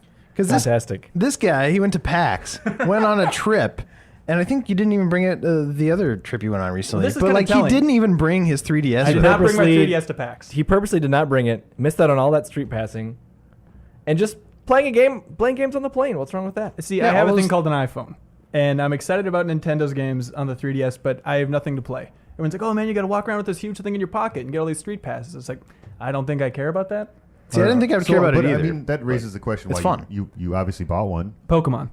Eventually. Just for Pokemon? Eventually. Pokemon and told the him ambassador to. program was really attractive to me. I really wanted Yoshi's Island on the 3DS. Okay. So you're not even excited about, say, I don't know, Mario Kart? Mario Kart. 3D I'm definitely going to Land? buy the new Mario. I think is exciting. It felt a little bit slow to me when I played it at E3, but I am excited about releases to come. Nothing now. Ben, you just bought one, right? Yeah, I bought it the day after Hanson told me about this sweet hack where you could go buy it for the discount, but still get in on the ambassador program. Oh, so okay. I'm a jerk. Yeah, Ben and I are jerks. Yeah, we're giant jerks. All right. Are you enjoying it so far? Yeah, I'm an ambassador. So you're just talking to people Basically, about it? here's the interesting thing. Have you heard the good news about the 3DS? You're like a Jehovah's Witness of 3DS. Knocking on people's doors in a suit. Yeah. Now I finally have something to talk to them about. That's good. That's good. It's just staring blankly. What the hell are we talking about here? I think a lot of people out there just want to put the nails in its coffin. I don't know why, but all they have to do is announce Pokemon 3D Beige and Pokemon 3D Puce or something, and and it's over, right? That thing's going to sell in Japan. And then the big announcement Nintendo had was Monster Hunter. Yeah, that is the Pokemon in Japan. That is Pokemon enough. And Dragon Quest. How does Sony compete with that in Japan? Those are the three big franchises over there right now. One thing they strangely buried at the press conference, didn't even announce it but it just kind of softly let people know right afterwards, is that crazy second analog stick The add-on. Frankenstick. Yeah, I wanted to talk about that. That's, that a lot of people thought it was a problem with the original unit, and now, this many months later, Nintendo sort of acknowledged that. I saw the pictures. I wasn't really pleased with how it made the system look, and I worry about how it's going to feel. I don't know what your guys' opinion of that is. I guess it's going to be, based on yen, it's going to be like $20 to put this big plastic frame around the entire base of your 3DS. You're going to have that stick there. It requires another AAA battery. Its own battery. That's ridiculous. Yeah.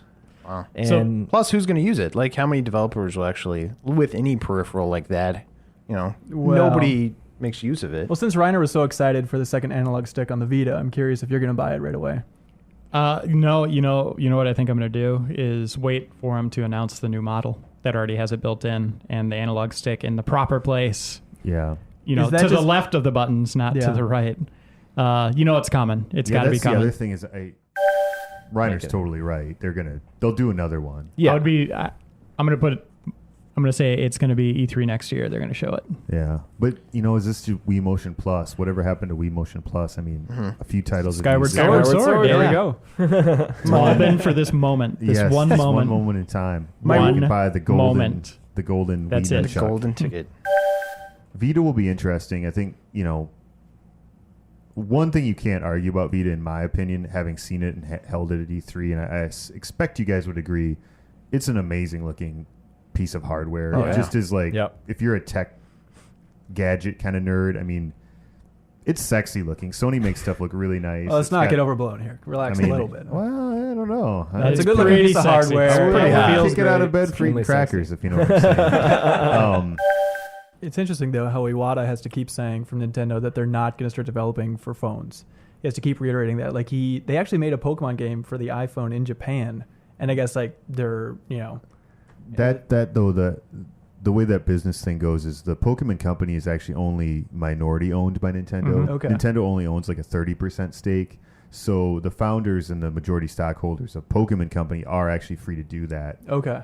I don't think Nintendo probably was in favor of that or encouraged it, but they Definitely were like, not. you know, obviously they can see the money you could make with Pokemon.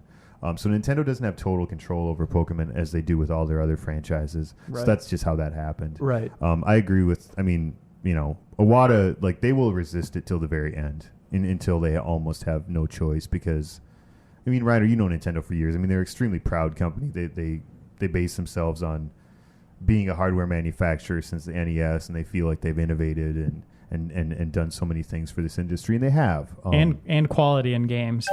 Yeah, I think the population Yeah, it at large really is was. confused about when I went to go buy mine. People were confused about what I was talking about.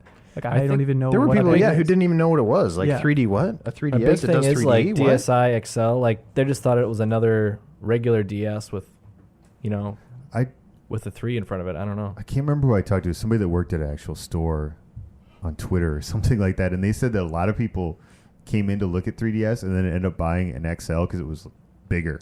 So they just thought, well, this must be like the best one, right? It's huge. So I think you're right there. I don't think that they distinguished it, and just the way it looked is so incredibly similar in terms of just the system itself.